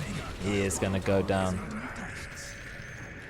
I think it's looking bad. Look at the Pudge. He just blinks in. He's got the Aghams the size of that rock cloud. It's absolutely enormous. Woody's going to go down the bouncing. Shard comes out from Spirit Lance. That was an absolute slaughter. And the GG is cold. Yeah, GG's cold, yeah. They've realized 23,000 gold behind. They only had 4 kills to their name in a 32-minute game. So quite a quick finish. It's just past midnight. CEST. Yeah. As day one had quite a lot of intense games. Exactly. And we got to finish with the Pudge Techies actually winning. So it's 2 wins in a row for We Mine Uphill, and they did even better with a meme strat than with a legit one. Yeah, a little bit unfortunate there. I think the Sven, he was farming well. Look, I mean, his net worth is the only one which is comparable to the Radiant, but Honey Badger had a really tough time, very delayed blink. The OD struggled to farm. I really think that problem was that they didn't put Dragon Knight top earlier. Like immediately when they realized, oh, Sven is not winning top, and they're not winning bottom, so they need to do something and put Sven in jungle, Dragon Knight immediately top against this, and maybe he can survive with help of Grimstroke from the Patch Hook combo, and just like man up. And then get farm on your DK and jungle Sven and get some levels on Willow on the bottom and just lead some XP. It's quite hard. Or even put the Willow on top too. I think be like maybe tri-lane. That's, like you said, tri-lane, swapping the lanes around. Chev did go into the jungle early, which is good, but one skill which takes quite a long time to sort of master, especially when you're a lower ranked player, is realizing how to rotate the lanes. You know, lanes are very fixed in ranked. You've got your pos 1, pos 2, pos 3, pos 4, pos 5. But one of the beauties of Dota is you can swap the lanes around at any time. Throw Dragon Knight tops, you know, mid's gone to jungle, put a support mid, soak XP. There's any number of combos. So if your lane is not working, you should think, right, what can we do? And like you said, Dragon Knight goes to top, Sven goes to jungle, etc. So, yeah, it was a hard game. I didn't expect the Pudge to do quite so well, but he had a great time. Yeah. It's just cleaned up. Also, think like if you're not that comfortable playing against Pudge, it's always much harder games for you. And if you're gonna know like what he can do and where he can hook and what they usually camp at. And he did well that game, and going the Blink Dagger was perfect.